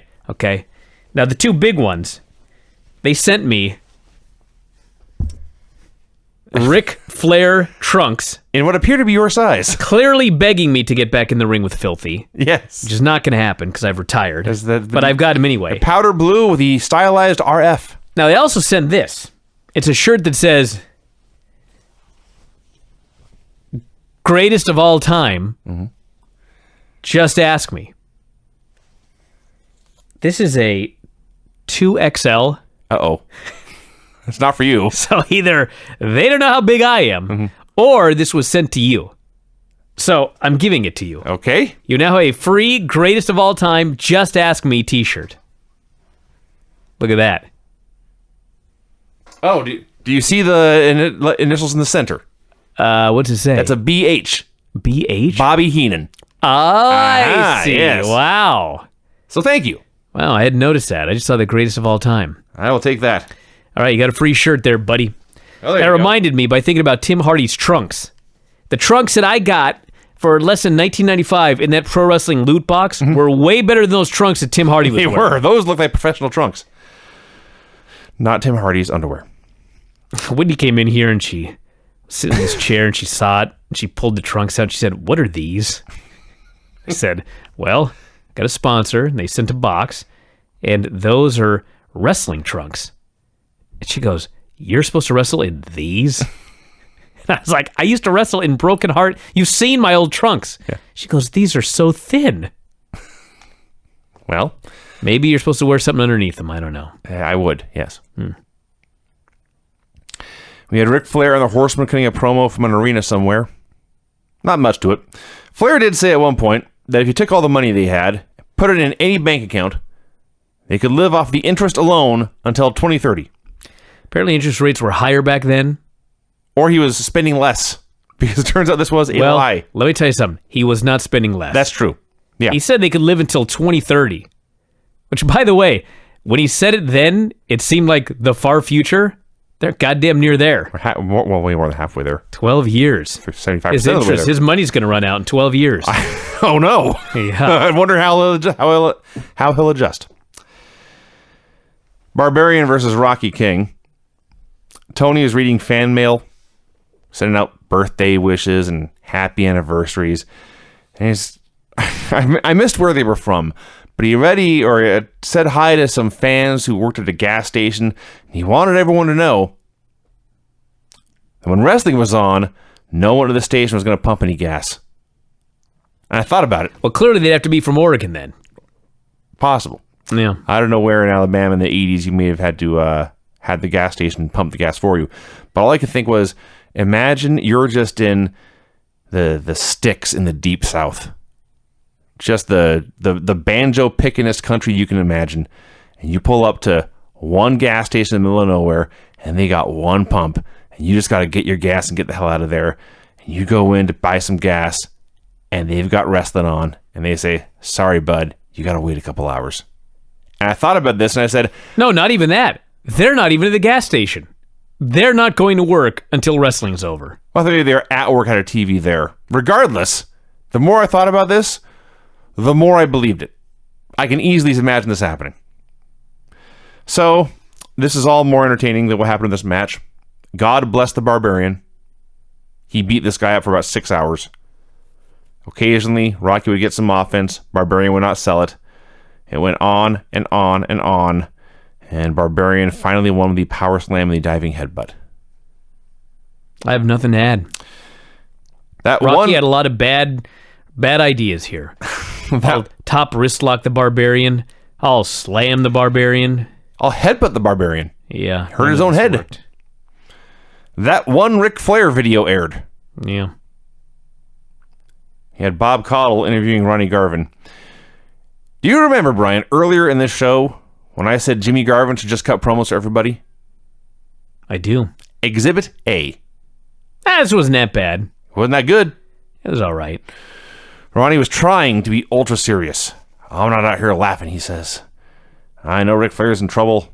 I've got his number, and then he moved on. He lost his train of thought a few times.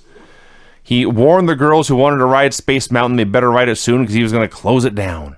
And at that point, they just cut him off mid-sentence. He said his dream was about to come true. His country was built on hard work. He's worked hard his entire life. He's about to collect. Flair's a great wrestler, but he's better. He has that extra 6 miles in him, but Flair does not. And he doesn't care when it happens, but it's going to be soon. That was all right. It was not a, man, this guy's the next world champion caliber promo, but it was on hideous. The low end of Ronnie Garvin promos. No, that's true. Denny Brown versus Mike Jackson. Within 15 seconds, Mike Jackson was head and shoulders above every other wrestler on the show. And we talk all the time about how great Mike Jackson is, but it's true. He was great. Dude, this guy was so great that he had a good match with Denny Brown. Now, granted, Denny Brown was not horrible, but how many great Denny Brown matches have we seen on this show? One, and it was this one. Yeah, this was a really, really fun match.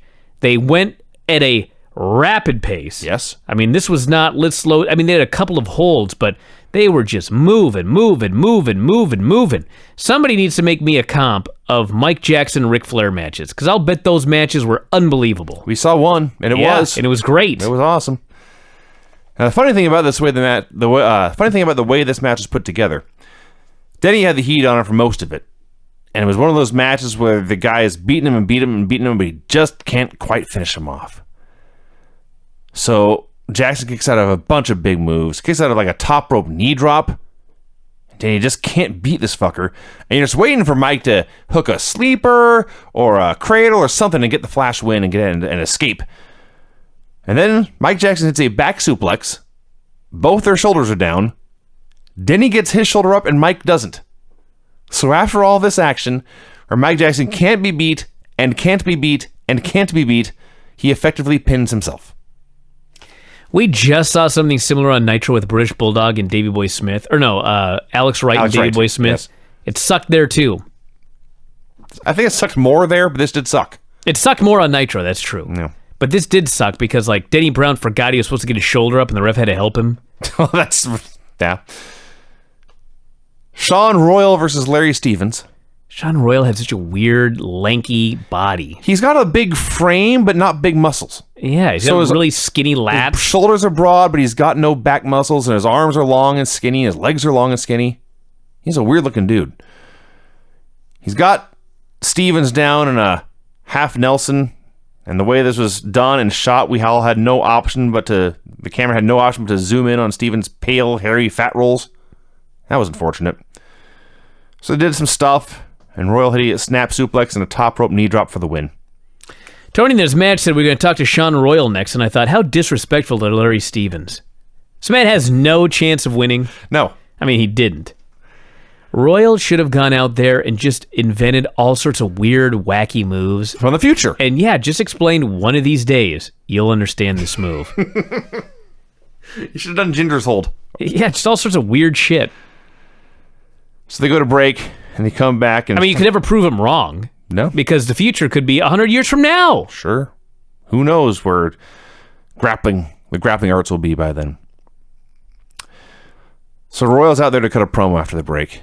Oh, God. And I always think, oh no, because these are always... He is always doing something stupid that's supposed to be funny and is painfully unfunny. He didn't do that this week. He found a new way to be terrible. He says, I've been out here. You've all been asking where Chris Champion is. It's time for me to come clean about where Chris Champion is. The truth is... Takes off his sunglasses. Takes off his sunglasses so you know it's a shoot. He says the new breed was in a car accident. We were in an antique 1987 automobile. An antique? Yeah, because they're from the future. We never should have been in that car. But we were in a fatal accident and Chris Champion was hurt. So they killed the other people? He sat up and said, what? Because, I mean, you're alive. Hang on. The other guy's alive. Yeah. So if this was a fatal accident, this had to be a 2-car accident, and the other people are dead. So, yeah. That's terrible. He says, he goes on to plug that in 4 weeks, Chris Champion is going to return. So he's fine. What the fuck happened to the other people? Who's dead? Well, they're dead. I mean, that's what happened. Should I not care? Because I kind of do. I'm kind of upset now that you told me that someone died in this crash. Maybe he didn't mean to say fatal, but it just came out. This came off as more than a little tasteless. So he finishes. They don't even end the segment as he leaves and Dylan walks in. I love hypocritical heels.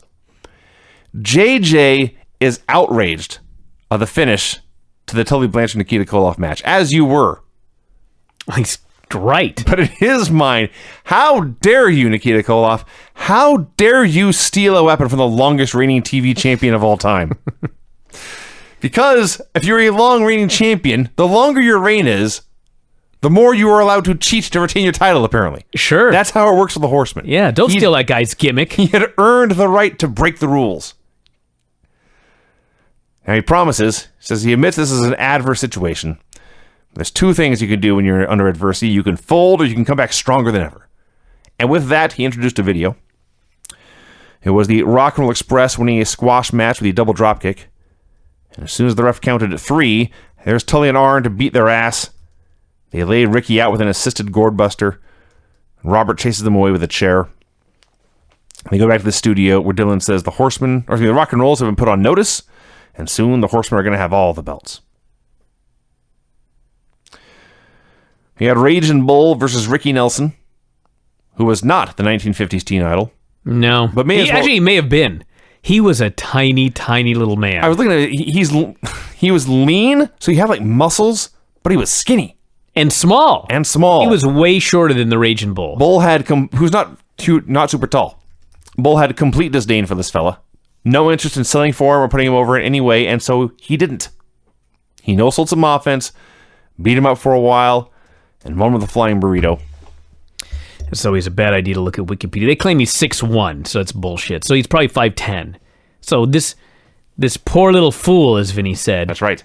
Probably what, 5'7"? About there. God, he looked way shorter than me. He's He was at least as short as you and way skinnier than you. Yeah. Yeah. He got killed. The flying burrito finish. He did not survive the flying burrito. And then it was time for the real main event. I had been waiting all show for something great. Besides, there are a couple of good matches. Besides Boogie Woogie. I was looking for something. And I was thinking during the show, like, what's going on with the show? Because, there was a match with the ball bearing. And at the very end of the match, you just see Paul Jones on the outside. And this is what I wrote. I said, so many guys just existing on this show. What's up with Paul Jones? What's Barbarian been up to other than this? Why should I be interested in this match? Well, Paul Jones showed up at the end of the show to answer all my questions. He says, I haven't been around for a while. I've been regrouping. I got a friend on the West Coast who contacted me. He says he's got a man for me. A man who's been hurting everybody out there in the West. He's going to show up here in a few weeks, and my army will be completed. My army will be complete. Yes. Let me talk about my army, Paul Jones says. Raging Bull. Ivan Koloff. It went like that, too. Can't remember his fucking army. He's got 3 dudes. He forgot 2 of them. He thinks for a long time and then says, I swear to God, he says, ball bearing. Yeah. Is it that hard to say Barbarian? And he says, my new surprise. And I understand I haven't seen him. What? You don't even know who it is? You don't know who your surprise man is that's coming from the West? Paul Jones signed someone to his army sight unseen. Dude, sight unseen. He doesn't know the guy's name. All he knows is this guy's been running roughshod in the West. And now he's going to be in his army. So and he's going to complete it. Oh, God. He's gonna show up at the studio, he says, and clean house. That's right. He's a janitor. Suffered a lot of blows in the past, he says, but all them big stars are going to be biting the dust. They're not going to be saying the weasels here. They're going to say, Mr. Jones is here. He says the idiots in the studio don't mean a thing to him. The most important thing in his army is his army. They're going to get him, and that's all that matters. I tried to be as bad as Paul Jones. I couldn't pull it off even when I really screwed up. He's so great at being so terrible. Oh, it's amazing. It's perfect. This was the most incredible promo. And I swear to God, his exact words, I swear to God, he said, and I understand I haven't seen him. Like someone had to clue him in that he hadn't seen him yet. Yes. As I understand it, I haven't seen him. He was more than a little flustered here. He was very confused about who was and was not in his army and who would and would not be joining soon. But he just powered through. Eyes darting from side to side. Where the fuck is the camera at? God damn it. It's so perfect. It's so perfect because this show has J.J. Dillon to be a serious heel manager. It has Jim Cornette to be an entertaining but still dangerous heel manager. It's just fine that Paul Jones is a total goof at the bottom of the card. I love him. Absolutely perfect. He's great. He's wondrous. He's so horrible. He is. He's the perfect manager for this army of numbskulls. Raging Bull, Ivan Koloff, the ball bearing, and a mystery man who he understands he hasn't seen yet. Right. But goddamn it, he's going to be here soon. I cannot wait. What happened to Tijo Khan? Don't know. He just discarded What his happened to the services? Baron? Yeah, that's right, the Baron. Where's the Baron? Perhaps when he was forgetting to name people in his army, he literally forgot to name people I think in he his forgot army. to name like half of his army. That's probably true. That's all I can come up with. Well, there you go, everybody. That's the show. A real humdinger of an NWA World Championship I can't Wrestling. argue with that.